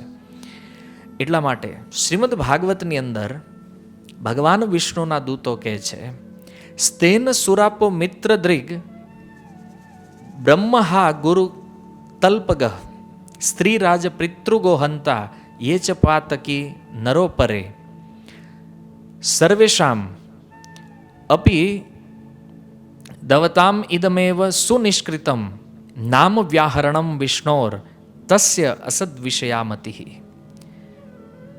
ભગવાનના પાર્ષદોના મુખેથી નીકળેલા શ્લોકો કહે છે કે સોનાની ચોરી કરી હોય કોઈએ, નશો કરતો હોય, મિત્રદ્રોહી હોય, બ્રહ્મ હત્યા બ્રાહ્મણની હત્યા કરવા વાળો હોય, ગુરુ પત્ની સાથે સંગ કરવા વાળો હોય, સ્ત્રીની હત્યા કરવા વાળો હોય, રાજાની હત્યા કરવા વાળો હોય, પિતૃઓની હત્યા કરવા વાળો હોય, ગાયની હત્યા, આવા જેટલા પણ પાપ છે એ દરેક પાપમાંથી મુક્ત થવાનો સર્વશ્રેષ્ઠ ઉપાય હરિનામ છે. સૌથી ઉચિત પ્રાયશ્ચિત યદિ કાંઈ છે તો એ હરિનામ છે. કારણ કે જે લોકો પોતાની જીહવાથી ભગવાનના નામનું ઉચ્ચારણ કરે છે તો ભગવાનનું જે મન છે એ એવા વ્યક્તિઓ પ્રત્યે આકર્ષિત થઈ જાય છે અને ભગવાન એવું સમજે છે કે મારું ઉચ્ચારણ કરે છે, જે મારા નામનું ઉચ્ચારણ જે કરે છે એ મારો જ કોઈ વ્યક્તિ છે, એટલે એની રક્ષા કરવી એ મારું કર્તવ્ય છે. અને આ શ્લોકોની ટીકામાં વિશ્વનાથ ચક્રવર્તી ઠાકુર લખે છે કે વાસનાઓને વશીભૂત થઈ ક્યારેક જીવ આવા મહાપાપ કરતા હોય છે. એક વાર નહીં, 2 વાર નહીં, હજારો વાર આવું પાપ કરે છે. પણ આ તમામ પાપો માટે શાસ્ત્રમાં પ્રાયશ્ચિત કરવાની વિધિ છે. અને પ્રાયશ્ચિત કર્યા પછી પણ એ પાપ કરવાની વાસના એનામાંથી જાતી નથી.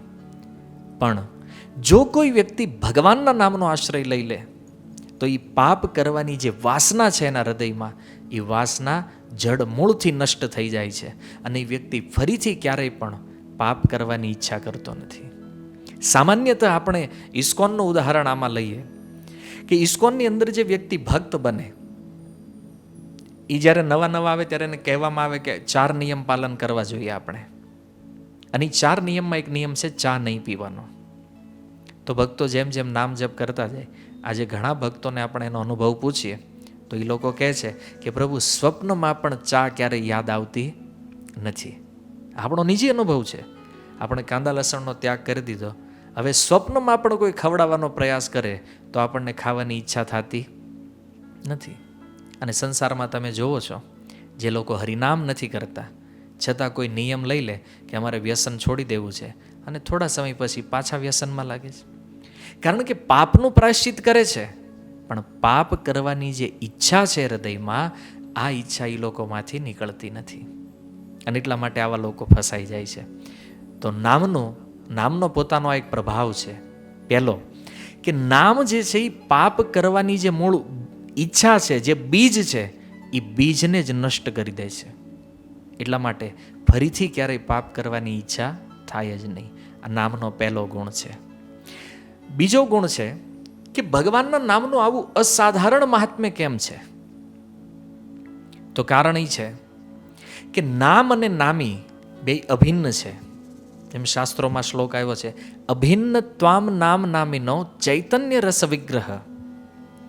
જેવી શક્તિ ભગવાનમાં એવી જ ભગવાનના નામમાં. ભગવાન રામના પ્રસંગથી આપણે જોયું, અને કદાચ એનાથી વધારે શક્તિ છે.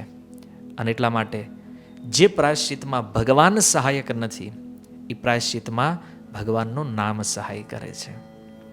ત્રીજી વસ્તુ કે પાપની વાસનાને નિર્મૂળ કરવામાં નામાભાસની શક્તિ જે છે ને, એ પણ નામની સમાન જ છે. જો આ સિદ્ધાંત આપણા માટે બહુ મહત્વપૂર્ણ છે સમજવું. કારણ કે કાલે આપણે જે બધા સ્તર જોયા, નામાક્ષર, અપરાધયુક્ત નામ, અપરાધ મુક્ત નામ, શુદ્ધ નામ, નામાભાસ, આ જે બધી કેટેગરીઓ છે, તો ઘણીવાર આ કેટેગરીને જોઈને આપણને એવું લાગે કે આપણે જે વર્તમાન સ્થિતિમાં છીએ, જે સ્વભાવમાં છીએ, આનાથી આપણે ક્યારેય બહાર નહીં નીકળી શકીએ, અથવા આમાંથી ક્યારેય આપણો બદલાવ નહીં થાય. તો આપણે જે કરીએ છીએ અપરાધયુક્ત નામ છે, અને આપણે આ જાણીએ છીએ. તો અપરાધયુક્ત નામનો ફાયદો શું છે? શું અપરાધયુક્ત નામ આપણે જપવું જોઈએ કે ન જપવું જોઈએ? નામાભાસની સ્થિતિ તો ઉપરની છે બહુ, એ તો આપણે કાલે સમજી લીધું. તો નામાભાસ અને જે નામની મૂળ શક્તિ છે એમાં પણ કોઈ અંતર નથી, બે સમાન જ ફળ આપવાવાળું છે. નામાભાસ કરવાવાળા વ્યક્તિ પણ ભગવાનને પોતાની બાજુ આકર્ષિત કરે છે. કારણ શું છે? તો આચાર્યગણ કહે છે કે નામ કોઈ પણ રીતે લેવામાં આવ્યું હોય, ભગવાન એને પોતાનો માની લે છે.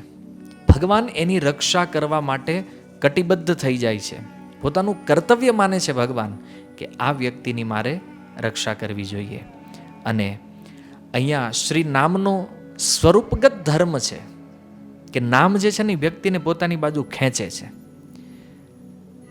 જે નામ જે છે એ નામીને પણ ખેંચે છે પોતાની બાજુ. તમે જુઓ, નામ શબ્દ જે છે ને, નામ, એની વ્યુત્પત્તિ છે નમયતિ ઇતિ નામ. નમયતિ માને જે ઝુકાવે છે. તો સાધકને પણ ઝુકાવે છે, પોતાનો અહંકાર છોડી અને સાધક પણ ઝૂકી જાય છે નામ આગળ, અને ભગવાન પણ ઝૂકે છે આ નામ આગળ. એટલા માટે કોઈ પણ પ્રકારે નામનું ઉચ્ચારણ કરવામાં આવે તો ભગવાન એ વ્યક્તિને પોતાનો માને છે. અને એટલા માટે આ નામ જે છે એ સર્વોપરી છે અને પરમ કરુણ છે. શ્રુતિઓ કહે છે, કૃષ્ણ નામ કૃષ્ણ ગુણ કૃષ્ણ લીલા વૃંદ કૃષ્ણેર સ્વરૂપ સમ સબચિદાનંદ. ભગવાનનું નામ જે છે એ સચ્ચિદાનંદમય છે. એટલા માટે નામ કોઈ પણ અવસ્થાની અંદર ફળ પ્રદાન કરવામાં સમર્થ છે. ચાહે તમે નામાભાસ કરતા હો, ચાહે અપરાધયુક્ત નામ લેતા હો, ચાહે શુદ્ધ નામ. શુદ્ધ નામ લ્યો તો તરત વૈકુંઠ પહોંચાડશે, ભગવત ધામ, તરત ગોલોક પહોંચાડશે. અને અપરાધયુક્ત નામ, એમાં થોડો સમય લાગશે, લાંબો. પણ એવું નથી કે અપરાધયુક્ત નામ કોઈ લે છે તો એને કોઈ ફળ નહીં મળે. નામ જે છે એ હરેક અવસ્થામાં એનો પ્રભાવ સેમ રહે છે, દરેક વસ્તુમાં. તો નામાભાસથી મુક્તિ અજામિલની થઈ એક પ્રમાણ છે. પણ છતાં કોઈના મનમાં સંશય હોય કે શું આવું વાસ્તવમાં થાય છે, તો આ વસ્તુ નિશ્ચિત છે કે નામના આભાસથી મુક્તિ થાય છે, આમાં કોઈ સંદેહ નથી. તો પછી પ્રશ્ન એ થાય છે, આપણી કેમ ન થઈ? આપણી મુક્તિ નહીં થવાનું મોટામાં મોટું કારણ જે છે એ નામ અપરાધ છે. અને નામ અપરાધના કારણે આપણે એ મુક્તિનો તત્કાલ અનુભવ નથી કરતા, પણ ઘણા લાંબા સમય પછી એ મુક્તિ આપણને પ્રાપ્ત થઈ જશે, એમાં કોઈ સંદેહ નથી. અને આ શાસ્ત્રનો નિર્ણય છે. કારણ એક બીજું પણ છે કે નામની મહિમાને સાંભળ્યા પછી નામને ગ્રહણ ન કરવું એ પણ એક નામ અપરાધ છે. અને આવો નામ અપરાધ તો પ્રાય જગતના લોકોમાં રહે છે. એટલા માટે આ નામ અપરાધના કારણે બધા લોકોની પાપ નિવૃત્તિ અથવા મુક્તિ થતી નથી. આ આપણા આચાર્યોનો મત છે. નહીંતર મનમાં પ્રશ્ન થાય ને, ક્યારેક ને ક્યારેક કોઈએ તો નામ લીધું જ હશે. પણ તમે જો કથાઓમાં અહીંયા ત્યાં ક્યાંય પણ નામની મહિમાને સાંભળ્યા પછી પણ નામને ગ્રહણ ન કરવું, આ જીવોનું સૌથી મોટું દુર્ભાગ્ય છે. અને એટલા માટે ચૈતન્ય દેવ શિક્ષાષ્ટકમમાં કહે છે કે નામનામકારી બહુધા નિજ સર્વશક્તિ સ્તત્રાર્પિતા નિયમિત સ્મરણેન કાલ. હે પ્રભુ, તમે તમારી બધી શક્તિ તમારા નામમાં મૂકી દીધી છે. એના માટે કોઈ નિયમ નથી, કોઈ સમયનો કોઈ પાબંદી નથી. પણ આટલી કૃપા હોવા છતાં એતાદૃશી તવ કૃપા ભગવાન મમાપી, પ્રભુ આ જીવો ઉપર તમે આટલી મોટી કૃપા કરી, પણ દુર્દૈવ ઈદૃશમ ઇહાજનિનાનુરાગ. દુર્દૈવ, પ્રભુ અમારું દુર્ભાગ્ય જુઓ, આ જીવોનું દુર્ભાગ્ય જુઓ કે આટલી નામની સચોટ મહિમા હોવા છતાં પણ આજ સુધી નામ પ્રત્યે અમને પ્રેમ નથી થયો. દુર્ભાગ્ય છે આપણું એ કે નામના વિષયમાં આટલું જાણ્યું, આટલું સાંભળ્યું, અને ખાસ ઇસ્કોનની અંદર તો હજારો પ્રવચનો આપણે સાંભળ્યા છે જેમાં અલગ અલગ વૈષ્ણવો દ્વારા નામની અદ્ભુત મહિમા પ્રગટ કરવામાં આવી છે. છતાં પણ હજી સુધી આપણને નામમાં એ પ્રેમ પ્રાપ્ત નથી થયો જે પ્રેમ આપણને થવો જોઈએ. તો આ દુર્ભાગ્ય છે કે નામ સાંભળ્યા પછી પણ એનું મહાત્મ્ય સાંભળી નહીં એને ગ્રહણ ન કરવું, આ એક ભારી અપરાધ છે. એટલા માટે સંસારના સામાન્ય જીવોમાં નામાભાસ નથી જોવામાં આવતો. ઓર એક પ્રશ્ન આગળ આપણા મનમાં થઈ શકે કે આપણે જે અપરાધયુક્ત, માનો નામ અપરાધ યદિ થાય છે તો આ નામ અપરાધને દૂર કેવી રીતે કરવો? અને આ પ્રશ્ન આપણા માટે ખૂબ ઉચિત છે કે નામ અપરાધ દૂર કેવી રીતે થશે?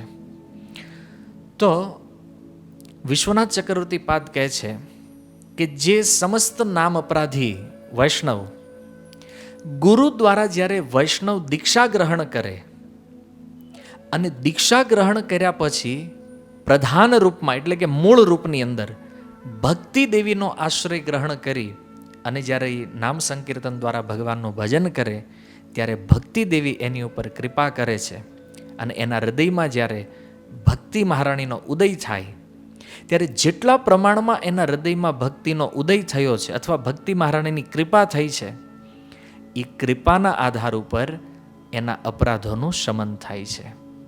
અને જેવી રીતે ભગવાન ઉદ્ધવજીને કહે છે ભાગવતની અંદર કે હે ઉદ્ધવ, આંખની અંદર જેમ કાજળ લગાવવામાં આવે અને સૂક્ષ્મથી સૂક્ષ્મ વસ્તુ પણ દેખાય છે, એવી રીતે મારા ભજનનો આરંભ કરી, મતલબ આરંભથી લઈ અને મારી કથાઓનું કીર્તન શ્રવણ, આના દ્વારા સાધકનું ચિત્ત ધીરે ધીરે ધીરે ધીરે જેમ શુદ્ધ થાય છે એમ મારા રૂપ, ગુણ અને લીલાનું સ્વરૂપ ધીરે ધીરે એને અનુભવમાં આવવા લાગે છે.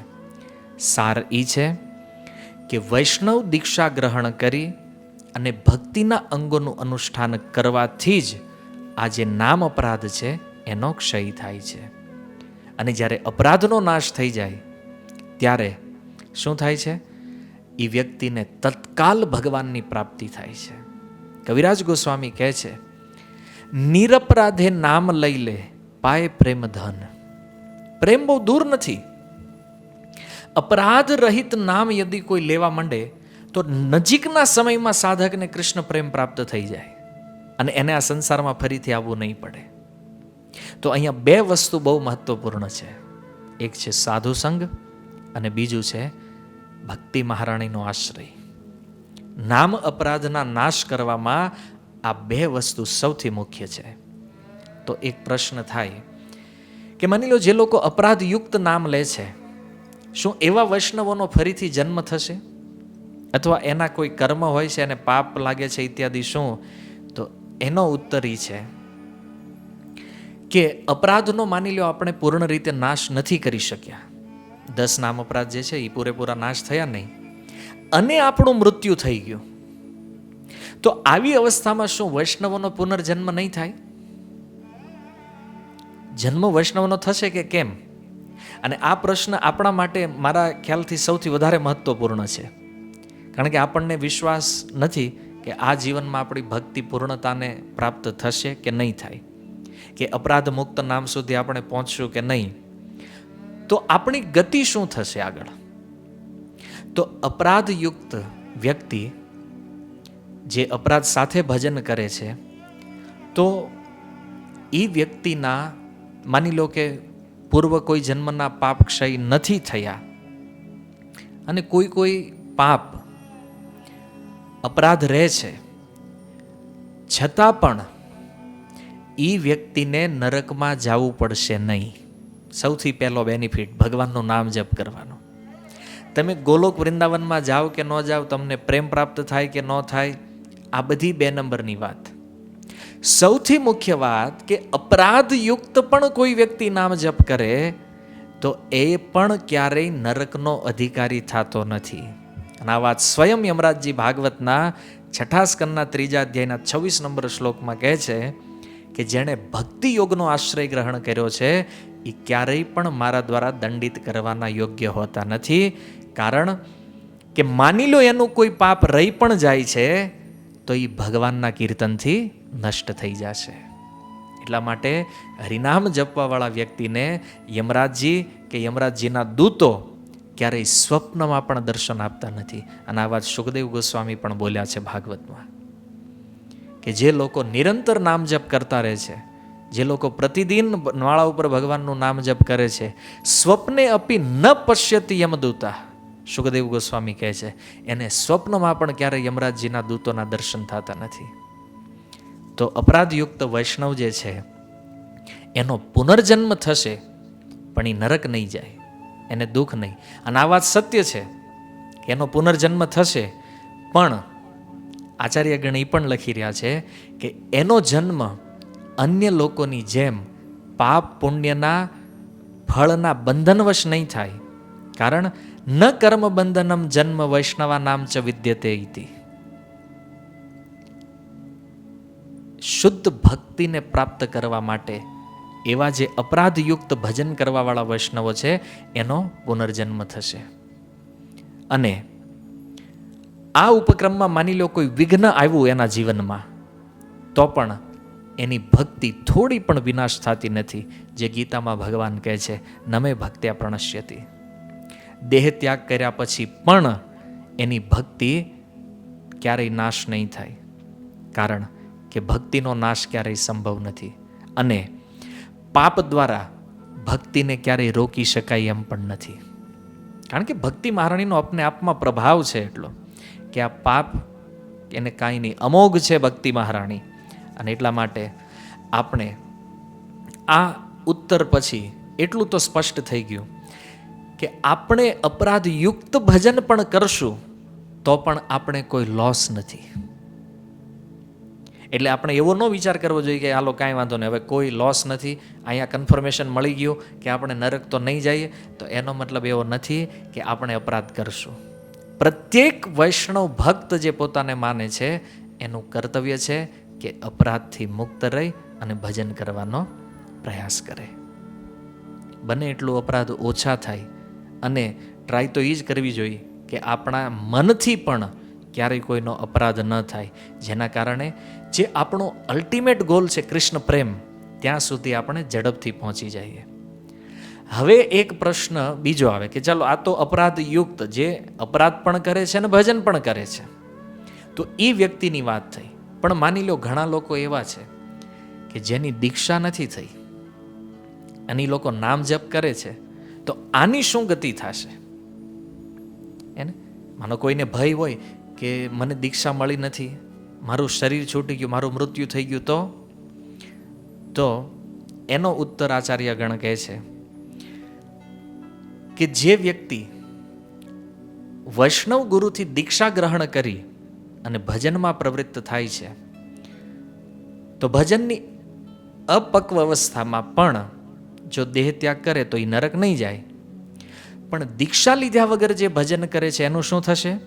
તો વિશ્વનાથ ચક્રવર્તી પાદ કહે છે કે જે કર્મ યોગ જ્ઞાનથી રહિત છે, નામ અપરાધ છે, પણ આવું હોવા છતાં જે શ્રવણ કીર્તન આદિ ભક્તિના અનુષ્ઠાનમાં લાગેલા છે, મતલબ એણે એ કથા સાંભળે છે, માળા કરે છે, પણ દીક્ષા ગ્રહણ નથી કરી જેણે હજી, એવો વ્યક્તિ, અને માની લ્યો ગુરુ ધારણ કરતા પહેલા એનું મૃત્યુ થઈ ગયું, તો આવા વ્યક્તિનો શું આગળ ઉપર એનો પુનર્જન્મ તો નિશ્ચિત થશે. પણ આ વ્યક્તિ પણ એક પ્રકારે વૈષ્ણવ જ છે. ભલે એણે દીક્ષા ગ્રહણ નથી કરી, પણ એ ભગવાનનું નામ જપ કરે છે એટલે એને વૈષ્ણવ માનવો જોઈએ. એનું કારણ છે ચૈતન્ય ચરિતામૃતમાં કવિરાજ ગોસ્વામી એક વાત એ પણ લખી છે કે હરિનામ જે છે એ દીક્ષાની અપેક્ષા રાખતું નથી. દીક્ષા વગર પણ કોઈ વ્યક્તિ ભગવાનના નામને જપે તો એ વ્યક્તિને પણ એટલું જ ફળ પ્રાપ્ત થાય છે. એનો અર્થ એ નથી કે દીક્ષાની જરૂર નથી. ત્યાં હરિનામની મહિમા બતાવવામાં આવી છે કે હરિનામ એટલું અપને આપમાં સર્વશક્તિશાળી છે કે દીક્ષા વગર પણ જો કોઈ નામનો આશ્રય લે છે તો એને પણ વૈષ્ણવ જ માનવામાં આવે છે. અને આવા વ્યક્તિને પણ ભગવાન પોતાની કૃપા આપે છે. અને સૌથી મોટી વાત કે દીક્ષા વગર કોઈ વ્યક્તિનું મૃત્યુ થાય તો એને પણ નરકમાં જવું પડતું નથી. વગર દીક્ષાએ હરિનામ લેવાવાળો વ્યક્તિ પણ નરકનો અધિકારી નથી.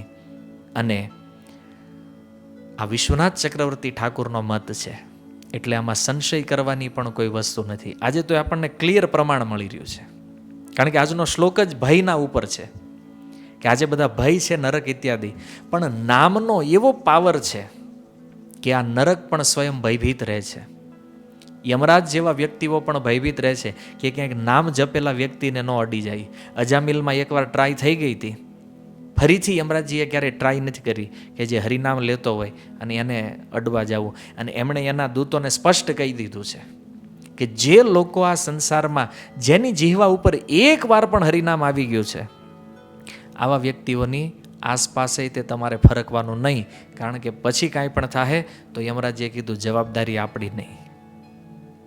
એટલા માટે આવા જે કાંઈ પ્રશ્નો આપણા મનમાં થતા હોય જેના કારણે ભય ઉત્પન્ન થાય, આપણે ભજન તો કરીએ છીએ પણ આ બધા પ્રશ્નોને લઈ અને ભજનની સાથે સાથે આપણા મનમાં ભય રહે છે કે આપણે નરકમાં જવું પડશે કે કેમ થશે, શું થશે. પણ નિશ્ચિત એ છે કે જેણે હરે કૃષ્ણ મહામંત્ર જપનો આશ્રય લઈ લીધો છે, તમે નિરાતે હોઈ જાઓ, નરક તમારા માટે નથી. તમે ફરીવાર જન્મ લઈને આવશો, ફરીથી વૈષ્ણવોનો સંગ કરશો, ફરીથી નામ જપ કરશો અને જ્યાં ભક્તિ અટકી છે ત્યાંથી આપણે આગળ વધશું. પણ આપણે ક્યારેય આમાં કોઈ લોસ છે જ નહીં. હવે તમે વિચાર કરો કે નામ જપવામાં શું તકલીફ છે. અચ્છા, આ પ્રોસેસ ક્યાં સુધી ચાલતી રહેશે ખબર? જેમ જેમ આપણું નામ જપ અપ થતું જશે, જેમ આપણે ઉપરના સ્તરમાં જતા જશું, એમ ધીરે ધીરે આપણા નામનું શુદ્ધિકરણ થશે. આપણે નામાભાસની અવસ્થામાં જશું, પછી શુદ્ધ નામની અવસ્થામાં જશું, અને જેવું શુદ્ધ નામ પ્રાપ્ત થશે, અને આ બધું પ્રાપ્ત થશે આ ક્રમમાં જ. હરિનામ જ આપણને કૃષ્ણ પ્રેમ આપવાનું છે, હરિનામ જ આપણને ગોલોક લઈ જશે, હરિનામ જ આપણને ભગવાનના પાર્ષદ બનાવશે. જે કાંઈ છે એ હરેક વસ્તુ હરિનામથી પ્રાપ્ત થવાની છે. એટલે અલ્ટિમેટ ગોલ હરિનામ સિવાય અન્ય કાંઈ નથી. તો આ શ્લોકમાં સૂત ગોસ્વામી જે કહે છે કે વિવશ થઈને કોઈ ભગવાનનું નામ લે છે, એવા વ્યક્તિઓને પણ નરકમાં જવું પડતું નથી. હવે આનાથી મોટી નામની મહિમા બીજી શું હોઈ શકે? વિચારો. વિવશ, પ્રેમથી લીધું, શ્રદ્ધાથી લીધું, તો તમે ક્યાં જાશો એ તો તમારી ગતિની તમે કલ્પના નહીં કરી શકો. પણ જેણે અજાણતા, ક્યારેક આપણે રોડ ઉપર નીકળ્યા હોય ને આપણા ડ્રેસને તિલકને જોઈને કોઈ કે ને જો આ લોકો પેલો હરે કૃષ્ણ વાળો નીકળ્યો, આવું જેણે બોલ્યું છે, આવું જે લોકો બોલે છે એની પણ મુક્તિ થવાની છે.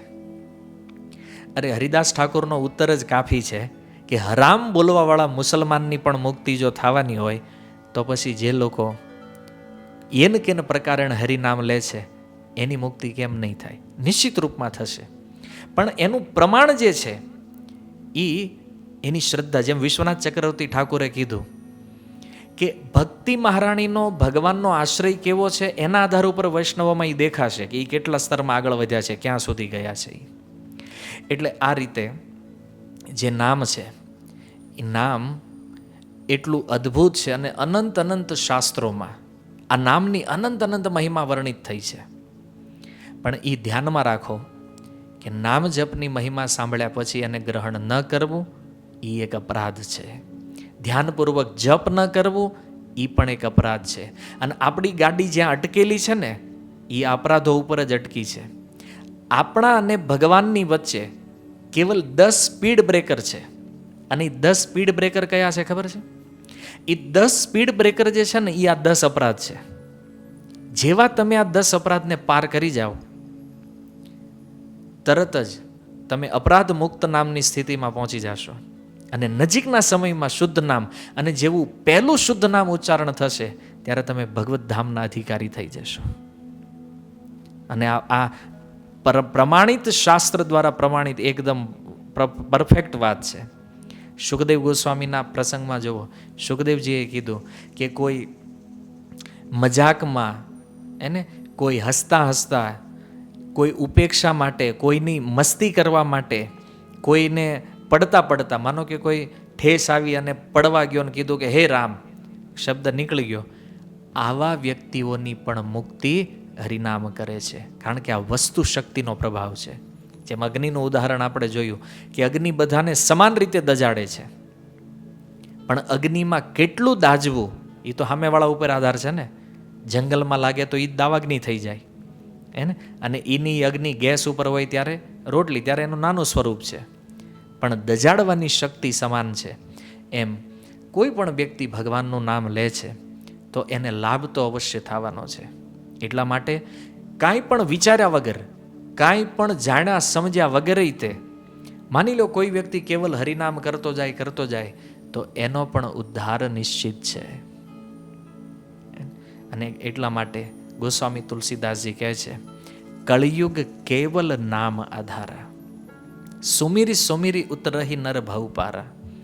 કળિયુગમાં કેવલ નામનો આધાર છે, અને હરિનામનું સ્મરણ કરતા કરતા વ્યક્તિ ભવસાગરની પાર વયો જાય છે. પણ દુર્દૈવ શબ્દ જે મહાપ્રભુએ આપ્યો છે, મને એના ઉપર થોડું કહેવાની ઈચ્છા છે. દુર્દૈવનો અર્થ થાય છે દુર્ભાગ્ય. મહાપ્રભુ કહે છે દુર્દૈવ ઈદૃશમ ઇહાજની નાનુરાગ. પ્રભુ આટલી નામની મહિમા સાંભળ્યા પછી તે તમારા નામમાં મને પ્રેમ થયો નથી, આ મારું દુર્ભાગ્ય છે. અને પ્રેમ શું કામ નથી થયો જાણો છો? એ પ્રેમ નહીં થવાનું મોટામાં મોટું કારણ છે કે આપણે નામની કિંમત નથી જાણતા અસલી. કોઈ પણ વસ્તુનું મૂલ્ય જ્યારે આપણને ખબર પડે ને, ત્યારે આપણે એની વેલ્યુ કરીએ છીએ કે નહીં આ બહુ કિંમતી વસ્તુ છે, આને સાચવીને રાખવી જોઈએ, આ મહત્વપૂર્ણ છે આપણા જીવનમાં. આપણે રોજ બહાના બધા, મારે આ કામ હતું એટલે માળા રહી ગઈ, પેલું કામ હતું એટલે માળા રહી ગઈ, આજે હું હરિનામ નથી. અરે ભાઈ, હરિનામ લેવા માટે કોણ રોકે છે? અને એક બીજી વાત પણ સાંભળો, 16 માળા કરી લેવી એટલે હરિનામ થઈ ગયું એવું માનવું એ તે મૂર્ખતા છે. કારણ કે 16 માળા એ આપણી સાધના છે, અને એ થયા પછી આપણે જે કાંઈ કામ કરીએ છીએ રૂટીન લાઈફમાં, એ હરેક સમયે આપણે ભગવાનનું નામ કીર્તન કરતા રહેવું જોઈએ. હરેક ક્ષણે હરિનામ લેવાનું છે, 24 કલાક હરિનામ લેવાનું છે. કેવલ 16 માળા થઈ ગઈ ને વાર્તા પૂરી થઈ ગઈ. અને આવું શું કામ કરીએ છીએ આપણે જાણો છો? કારણ કે આપણે નામની કિંમત નથી સમજતા. મેં પ્રવચનના શરૂઆતમાં કીધું હતું કે નામ જે છે ને એ ચિંતામણી છે. ચિંતામણી એ મળી ગયું છે ઘણા લોકોને, પણ કિંમત નહીં જાણવાના કારણે લોકો આનો દુરુપયોગ કરી રહ્યા છે. અને આ નામનો દુરુપયોગ જ જીવનું સૌથી મોટું દુર્ભાગ્ય છે. કેવી રીતે? એક શિષ્ય એકવાર પોતાના ગુરુજી પાસે ગયો અને ગુરુજી પાસે જઈને કીધું કે ગુરુજી, મેં ઘણું બધું સાંભળ્યું, ઘણા બધા પ્રવચનો સાંભળ્યા, પણ હું છે ને કન્ફ્યુઝ થઈ ગયો છું. અને એટલો કન્ફ્યુઝ છું, આજે તમારી પાસે મારે સચોટ ક્લિયરિફિકેશન જોઈએ છે. શું? એક વાક્યમાં તમે મને એ બતાવો કે ભક્તિનું સૌથી ટોપ સિક્રેટ શું છે. બસ મારે એ જ કરવું છે. એક એવી વસ્તુ મને બતાવી દો કે જેનાથી ભગવાનની પ્રાપ્તિ થઈ જાય, અને હું મારું જીવન એમાં લગાવી દેવા માંગુ છું. તો ગુરુજીએ કીધું, બેટા, સૌથી ટોપ સિક્રેટ વસ્તુ જાણવી છે ને, તો તારો કાન નજીક લાવ્યું, કારણ કે હું તને કાનમાં કહીશ એ ટોપ સિક્રેટ વસ્તુ શું છે. ગુરુજીએ કીધું, હરે કૃષ્ણ કૃષ્ણ કૃષ્ણ હરે હરે, હરે રામ રામ રામ હરે હરે. દુનિયાનું ટોપ સિક્રેટ છે. જા. ચેલો આશ્રમમાંથી બહાર નીકળ્યો, ઘરે જવા માટે ઓટો રિક્ષામાં બેઠો, અને ઓટો રિક્ષા ચાલુ થઈ અને થોડે દૂર સુધી ગયા તો રિક્ષાવાળો ગાતો હતો, હરે કૃષ્ણ કૃષ્ણ કૃષ્ણ હરે હરે, હરે રામ રામ રામ હરે હરે. પેલા શિષ્યને આશ્ચર્ય થયું. ગુરુજી કહેતા હતા આ ટોપ સિક્રેટ છે, અને આ તો રિક્ષાવાળો જાણે છે. રિક્ષામાંથી ઉતર્યો નીચે એટલે એક નાની એવી કન્યા હતી, એક નાની બાળકી છાણા વીણતી હતી, રસ્તામાં પડેલું છાણ ઉઠાવતી. એ પણ હરે કૃષ્ણ મહામંત્ર ગાતી હતી. આને ઓર આશ્ચર્ય થયું, અરે આ નાની એવી કન્યા છે, આને મહામંત્ર ખબર છે. પોતાના ઘર બાજુ જવા માટે નીકળ્યો તો રસ્તામાં એક ધોબી ઘાટ આવ્યો. અને ધોબી ઘાટ ઉપર જો કે ધોબીઓ કપડાં ધોતા ધોતા પણ હરે કૃષ્ણ હે ને કપડાં પથ્થર ઉપર પછાડતા હતા ધોવા માટે. તો એ આનું માઇન્ડ એકદમ કન્ફ્યુઝ થઈ ગયું. ગુરુજી કહે છે આ ટોપ સિક્રેટ છે, અને આ તો એક ધોબી જાણે છે, એક રિક્ષાવાળો જાણે છે, હરેક વ્યક્તિને ખબર છે. ત્યાંથી રિટર્ન થયો, એની રિક્ષામાં બેસીને પાછો આશ્રમ આવ્યો. અને આશ્રમ આવી ગુરુજીને કીધું, ગુરુજી તમે આ શું આપ્યું છે મને? જે મહામંત્ર તમે મને આપ્યો છે, જે તમે કીધું કે આ ભક્તિનું ટોપ સિક્રેટ છે, આખી દુનિયા જાણે છે. હું જે રિક્ષામાં બેઠો એ રિક્ષાવાળાને ખબર છે. એક નાની કન્યા મને રસ્તામાં મળી છાણ વીણતી, એને ખબર છે. હું મારા ઘરે જવા માટે નીકળ્યો, રસ્તામાં ધોબી ઘાટ આવ્યો, એ ધોબી આ મહામંત્ર બોલે છે. ગુરુજી સમજી ગયા શિષ્યનું કન્ફ્યુઝન શું છે. એ ગુરુજીએ એક પથ્થર આપ્યો એને, અને એને કીધું આ પથ્થર જે છે ને એ ચિંતામણી પથ્થર છે. તું એક કામ કર, એ 3 વ્યક્તિ જેને તે મહામંત્ર બોલતા સાંભળ્યા છે, એ 3 વ્યક્તિને જઈને આની કિંમત પૂછતો આવ્યો હતો. તો શિષ્ય નીકળ્યો, રિક્ષાવાળાને એ પથ્થર બતાવ્યો ને પૂછ્યું, આ પથ્થર મારે વેચવો છે, કેટલામાં ખરીદીશ? તો રિક્ષાવાળાએ કીધું કે મારા પગમાં છે ને પાનીઓ ફાટે છે, અને જો હું ત્યાં આ પથ્થર ગઈ, લીસો ખૂબ છે, જો આને ઘસીશ તો મારા પગ બહુ સુંદર મુલાયમ થઈ જશે, હું 50 રૂપિયા આપીશ આના. ચિંતામણીના 50 રૂપિયા રિક્ષાવાળાએ કીધું. ચિંતામણી શું છે તમે સમજી લો. એ ચિંતામણી તમારી પાસે હોય અને તમે જે ચિંતન કરો એ વસ્તુ તમને પ્રાપ્ત થઈ જાય, આનું નામ ચિંતામણી છે. અને આની કિંમત રિક્ષાવાળાએ કેટલી લગાવી? 50 રૂપિયા. 50 રૂપિયા હું આપી શીખે તમને. ત્યાંથી આગળ વધ્યો, પેલી જે કન્યા છાણ વીણતી હતી એને બતાવ્યો એ પથ્થર, આ પથ્થર મારે વેચવો છે, કેટલામાં ખરીદીશ તું? તો એ કન્યાએ કીધું કે હું આના 20 રૂપિયા આપીશ. કેમ? કારણ કે છાણ ઉઠાવવામાં એક સાઈડ તો મારી પાસે સાધન છે, પણ બીજી સાઈડ આ પથ્થરનો જો થોડોક ટેકો કરીશ તો છાણ ઉઠાવવામાં મારે સરળતા રહેશે, એટલે હું 20 રૂપિયા આપીશ આના. એ પથ્થર લઈ અને એ ધોબી પાસે ગયો. જે ધોબી હરિનામ લેતો હતો એને જઈને બતાવ્યો કે આ પથ્થરનું મૂલ્ય તમે કેટલું આપશો? ધોબીએ કીધું કે પથ્થર બહુ સારો લીસો છે, કપડાના દાગ કાઢવા માટે જો આને ઘસીએ તો કપડું ફાટે નહીં અને કપડું સારું થઈ જશે. તો એણે કીધું હું 100 રૂપિયા આપીશ આના. 3 પાસેથી કિંમત પૂછી અને શિષ્ય જ્યારે ત્યાં આવે છે, ત્યારે આવી અને ગુરુજીને કીધું કે ગુરુજી આ પથ્થર મેં બતાવ્યો, એક વ્યક્તિએ 50 રૂપિયા કીધા, એક વ્યક્તિએ 20 રૂપિયા કીધા અને એક વ્યક્તિએ 100 રૂપિયા કીધા. તો ગુરુજીએ પૂછ્યું કે બેટા હવે તું બતાવ કે આ 3માંથી કઈ કિંમત સાચી છે, આ કેટલામાં વેચવો જોઈએ? ચિંતામણી પથ્થર 20માં વેચવો જોઈએ, 50માં વેચવો જોઈએ કે 100 રૂપિયામાં વેચવો જોઈએ? તો સીધી વાત છે, ચિંતામણીનું મૂલ્ય તો અમૂલ્ય છે. આખી પૃથ્વી વેચી નાખો તો પણ ચિંતામણીની કિંમત ન કરી શકાય. અને આવા અમૂલ્ય પથ્થરની કિંમત રિક્ષાવાળો 50 રૂપિયા, કન્યાએ 20 રૂપિયા અને ધોબીએ 100 રૂપિયા લગાવ્યા. કેમ? કારણ કે એને પથ્થરના વિષયમાં કોઈ જ્ઞાન નથી, ચિંતામણીના વિષયમાં કોઈ જ્ઞાન નથી. એવી રીતે આપણને જે હરિનામ પ્રાપ્ત થયું છે એ ગુરુજીએ સમજાવ્યું કે હરે કૃષ્ણ મહામંત્ર ભલે લાખો લોકો દુનિયામાં જાણે છે અને લાખો લોકો જપ કરતા હશે, પણ એમાંથી કિંમત જાણવાવાળા બહુ ઓછા લોકો છે. જે હરિનામ આપણે જપીએ છીએ ને એ હરિનામ આપણને શું આપી શકે છે ખબર? એ હરિનામ આપણને સાક્ષાત ગોલોક વૃંદાવનનું જે મહાધન છે કૃષ્ણ પ્રેમ, એ પ્રેમ આ હરે કૃષ્ણ મહામંત્ર આપણને આપીએ કેમ છે. અને આપણે એ મહામંત્ર પાસેથી શું માંગીએ છીએ?